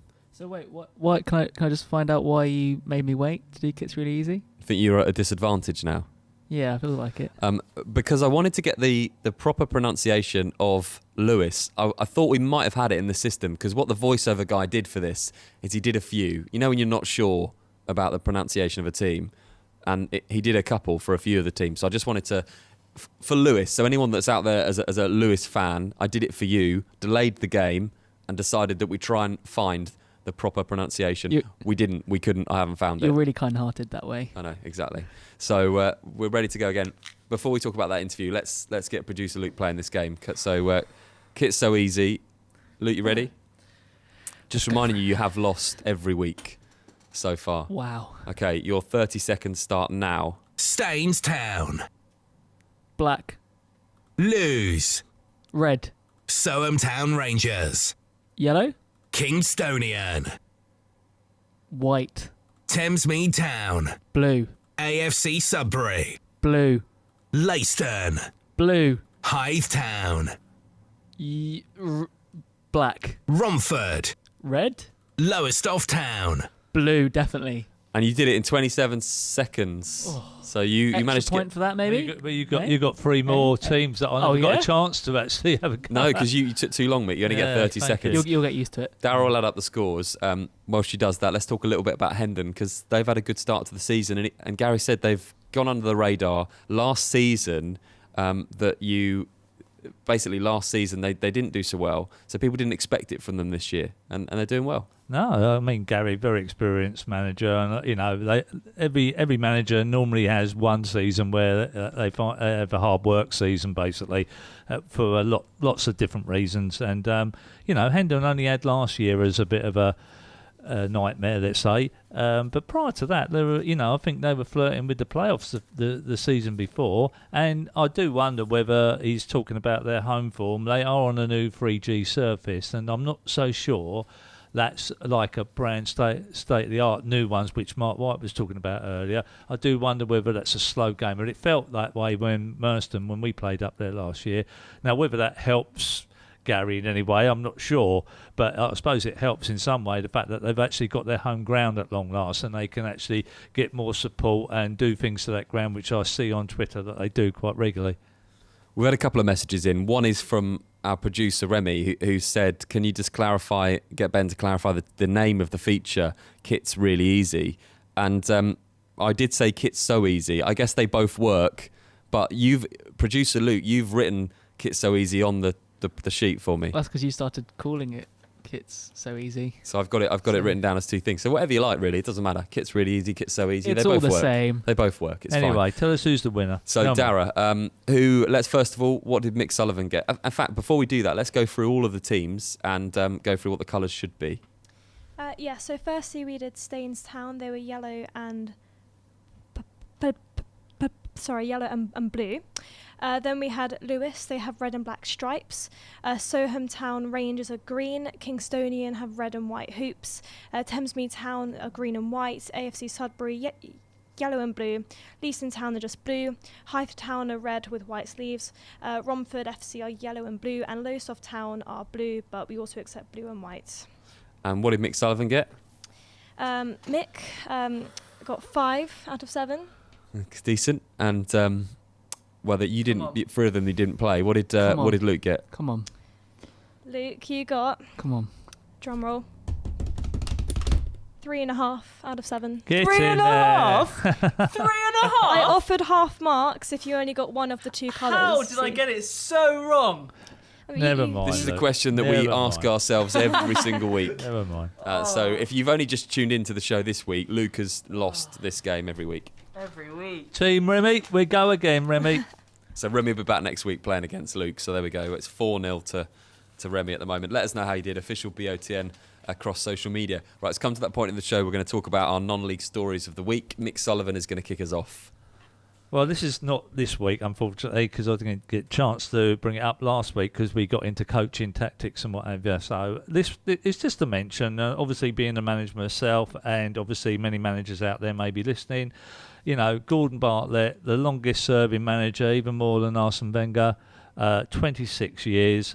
Has stepped down as manager of Wealdstone. I thought that was worth a mention. I think that's fantastic. Lovely guy. I will talk to anyone. Not up his own backside. Absolutely love the guy. I bumped into him. Little story. I went to watch when I was Merston manager. I went to Carshalton. I think Hayden was running Carshalton then, and I sat in the stand watching I think it was a reserve team game, and it was Wilson against Carshalton. And I sat in the stand, and I knew another old legend, really, Bobby Langford, who's now working for England Setup. He was sitting in the stand, and we were just talking, chatting, and there happened to be a guy on my other shoulder, and I didn't know who he was. And Bob sort of bent over me and sort of spoke to this guy, and they were just conversing. And then basically what come out, he said, Bob said to me, Mick, do you realise that you're sitting in between the two longest-serving non-league managers, i.e. Ryman at the time, but Bostic now? So that was quite an interesting story, and we had a good chat that evening for just going to a reserve team game. But good on Gordon to have lasted so long. Good on Wilston to have stuck with him and what have you. And hopefully he goes on to bigger and better things, whatever he does in his managerial career. But it's good to see a manager and a club sticking with that manager for the period of time they have done. Yeah, it's good to see that, and that's definitely worthy of a mention on our non-league stories of the week. Has anybody else got anything they want to bring to the table? Yeah, I do. It came out a few days ago. The Thurrock owner and founder Tommy South is stepping down, and basically Thurrock FC are up for sale. He's announced he'll cease all involvement at the end of the season due to health grounds. He's been battling with cancer, and now thankfully he's in remission, so best wishes to him. And he told the non-league paper that it's been a massive part of my life and I'd love someone to take it forward and keep things going, but my health has to come first. I've had a tough time and I've spent nearly 32 years doing it. It's someone else's turn to have a go now, so good luck to him. Yeah, we echo those sentiments, definitely.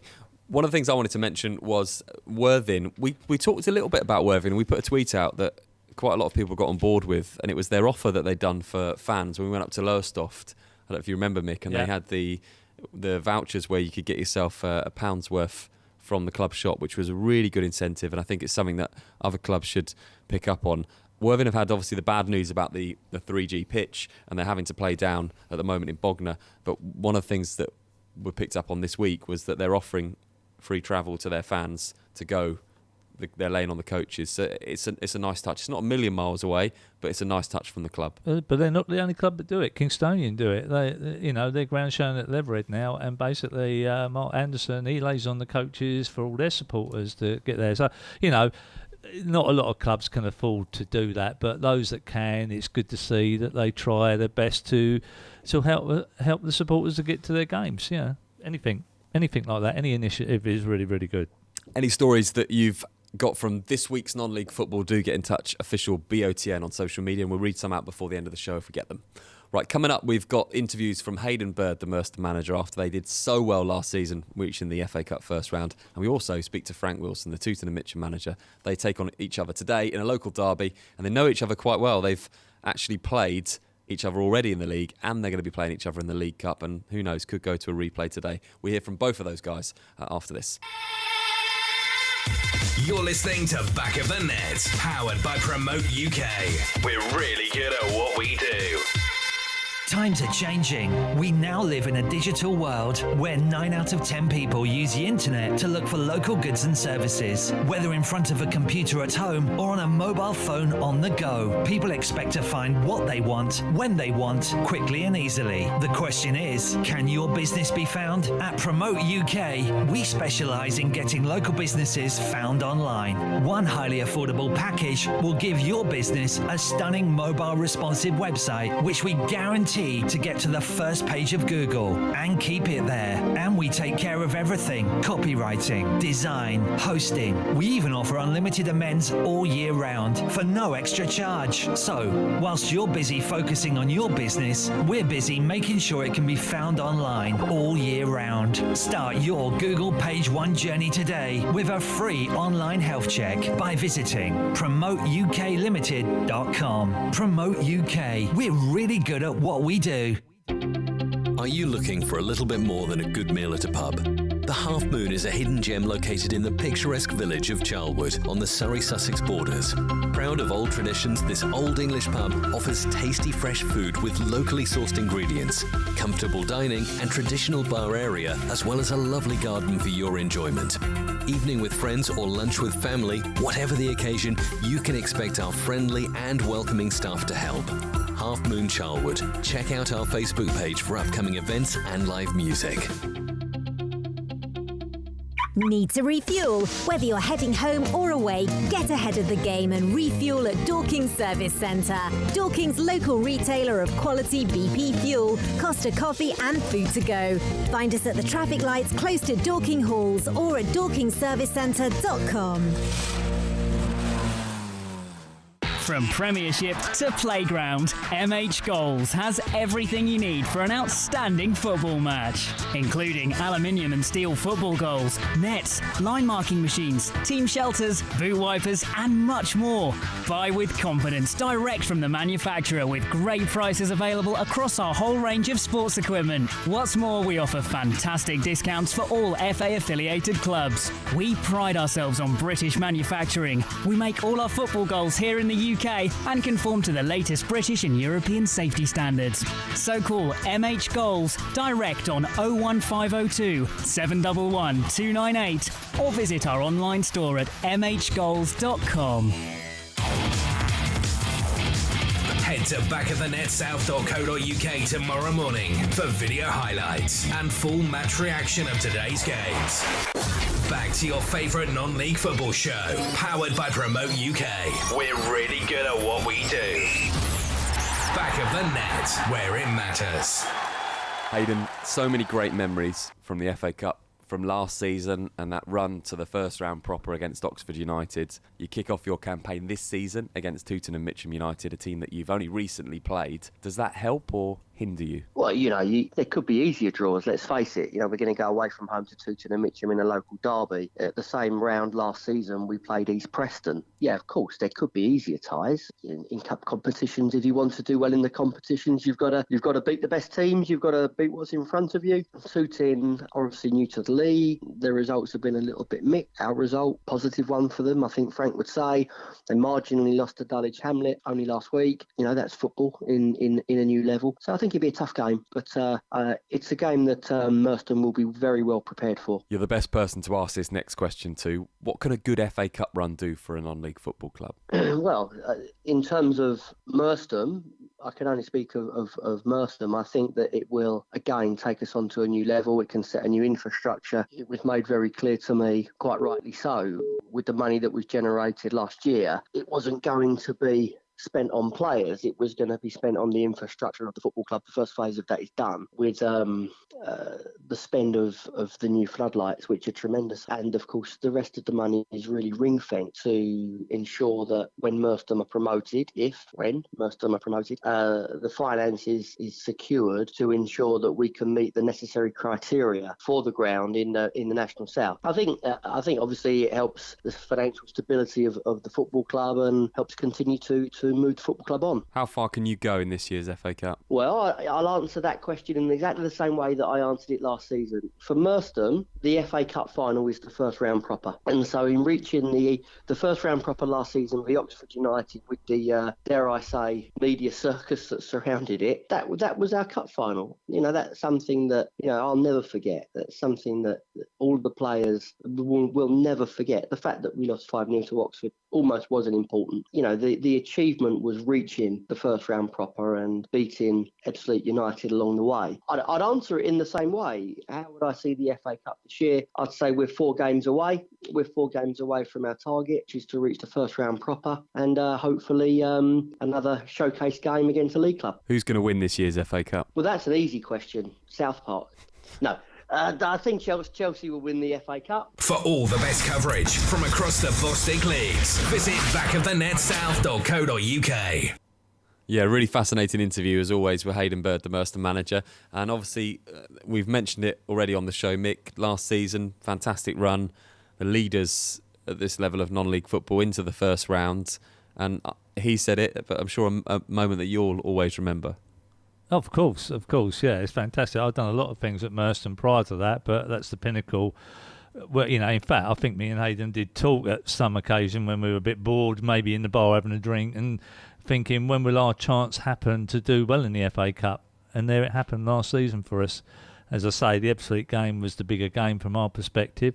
But Marc White said an interesting point before he left, like the motivation will be with the Merstham lads today against Tooting. They will want, they've had a little bit of that attention, and I think they will seek more of it. And I think that might just give them the extra edge over Tooting, because they've been there and done it and want more.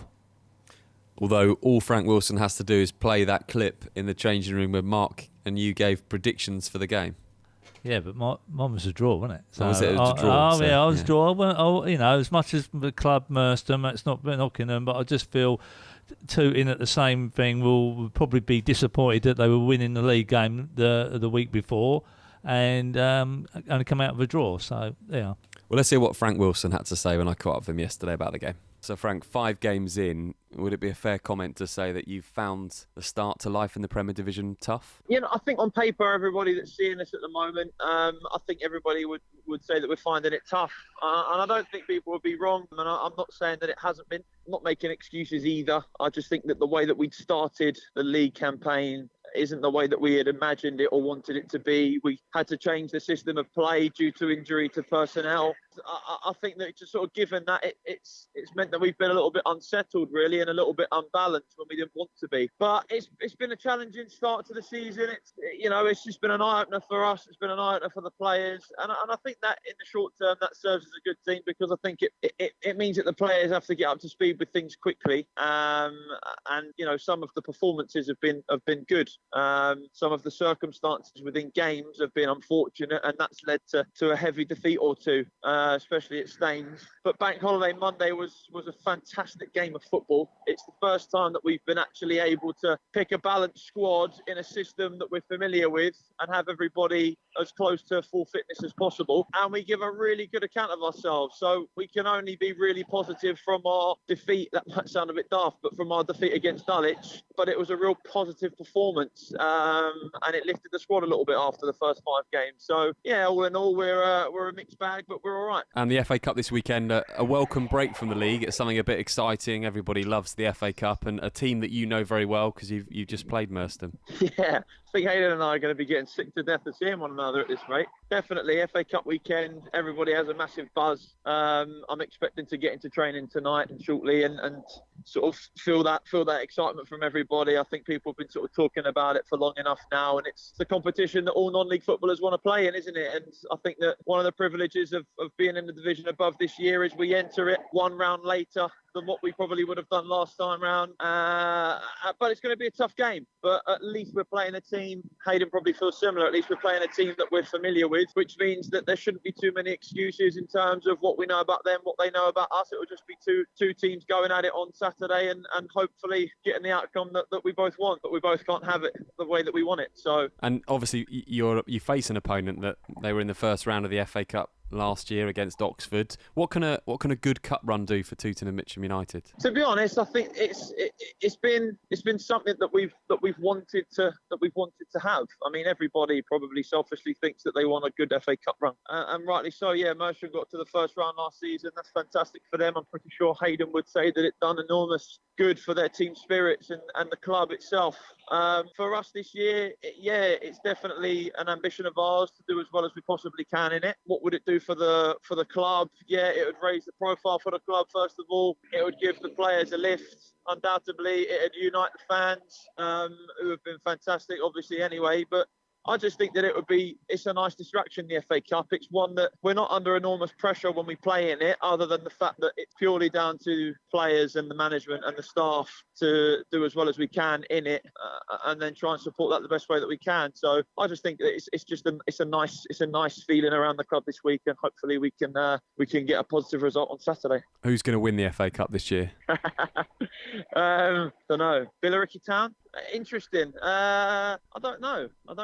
I'm a Fulham fan, so I think for me it's a bit like, well, first and foremost, how well are Tooting and Mitcham going to do in the cup this year, and how far can we potentially go? And then secondly, I'm thinking as a supporter of football, and I'm a Fulham fan, so I'd like Fulham to do as well as we can. The dream being, could Tooting and Mitcham go as far as possible and meet Fulham at some point in the FA Cup? Who knows?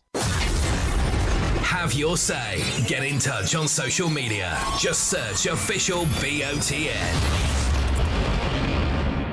There we are, the other side of the story from today's game, Tooting and Mitcham United against Merstham. And you've gone for a draw, Mick, as you said, and they've had a tough start. And Frank said that in the interview. It's not been how they'd want it to be. But we mentioned a few times today that teams need to get used to the divisions, and who's saying that they won't go today and have a really good cup run?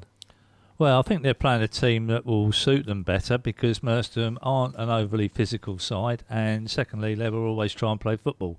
So those two elements will help Tooting most definitely. So they won't end up getting into a big pitch battle. They will be getting into a football battle.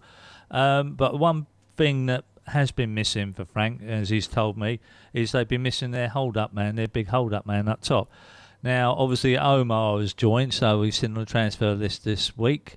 And, God, would it be a story, Omar, old Merstham player, be interesting to see whether he starts today, and would he get on the score sheet possibly? I mean, he will know Merstham back to front, and that will help tactically probably Frank a little bit, but obviously they played each other only a week before.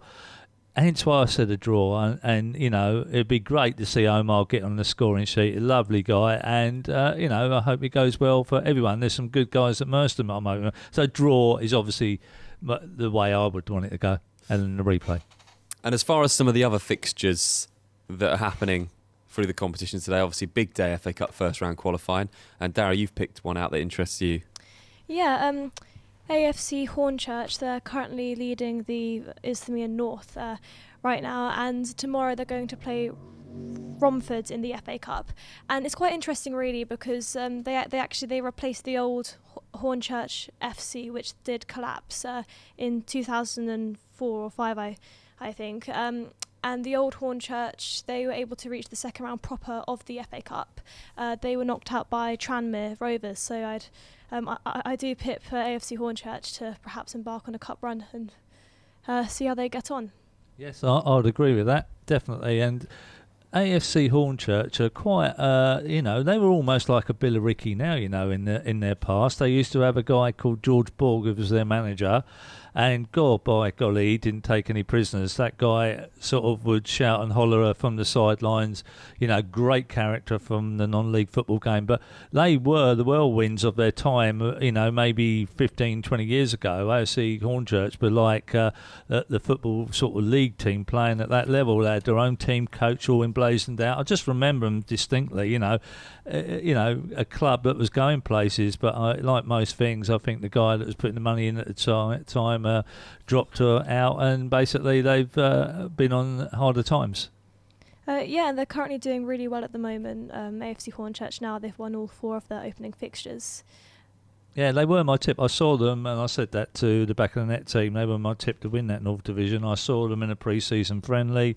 They've taken the prolific goal scorer from Bowers and Pitsey to go there. So, and they've got some really good players, AFC Hornchurch. They gave Kingstonian a really good game, and they're my tip to win. And at the minute, they're not letting me down. Yeah, we'll see how they get on. Yeah, we've got our screens down at Billericay versus Didcot today, and been watching our cameras down there, and Billericay really pushing the limit, just hit the crossbar from a corner. So we'll have to see how that game goes. Yeah, it'll be interesting to see how Billericay get on the FA Cup this year. Much has been made of, obviously, of the finances that they've got. And it'll be interesting to speak to the guys at Billericay next week as we cover Billericay against Leatherhead, which, by the way, is a huge game at the top of the division as both those teams lead the way after the first few league fixtures. One other game that I wanted to point out was Hereford against Godalming Town. And Hereford obviously have cup tradition, and Godalming Town in the Combined Counties League now. It's going to be a fascinating tie. Yeah, I mean, Godalming, what a tie for them, really. I mean, there's going to be a fantastic... Is it at Hereford's ground? Yeah, that's going to be a fantastic atmosphere. I really do hope for... I know the assistant manager down at Godalming, and basically I really hope they rise to the occasion and don't get swamped by it, by the crowd and the atmosphere, that they play the game and the old cliche, not the occasion, and do themselves justice and don't get us smashed. So hopefully, great day out for Godalming.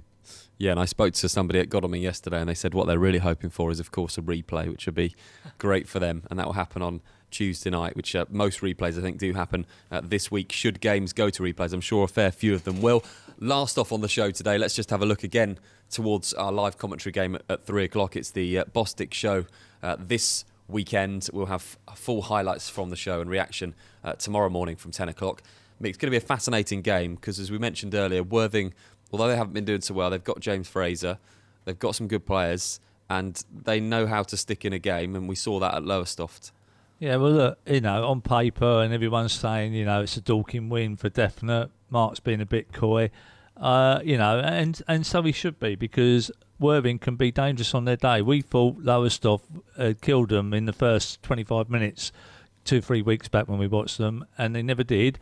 And Worthing stuck to the game plan, and in all honesty, should have probably come away with a draw when they were never in that game. They've got it in them. There have been a couple of departures from the team. Whether that's made it a better team spirit or a better team, today will tell. I'm looking forward to it. Really am looking forward. Great playing service for both of them as well. Yeah, it's looking good down at the grounds. Probably the most picturesque grounds in across the Bostik leagues. Just on Dorking Wanderers, final word as we're at the club today. For them this season, an FA Cup run we've said could be so important to raise the profile of their club, a bit like it did for you last year with Merstham. Merstham firmly on the map now because of that cup run, and something perhaps that Dorking Wanderers would benefit from, either in this cup competition or, as we saw last year with South Park, the FA Trophy. Whatever money they might earn from a cup run, it would definitely be invested wisely by Mark, and they've got a great business structure here. Have done, always have, and will do. They're great people. Moved into a fantastic ground in the middle of the town. Obviously, I've got a bit of a connection. I don't live too far away. Bearing in mind, I am a bit of a Leverhead supporter, so that's why I was speaking about Leverhead and Dorking whenever they play. That would be fantastic as a local bragging rights. But I think Mark will invest the money wisely if they do go on a cup run.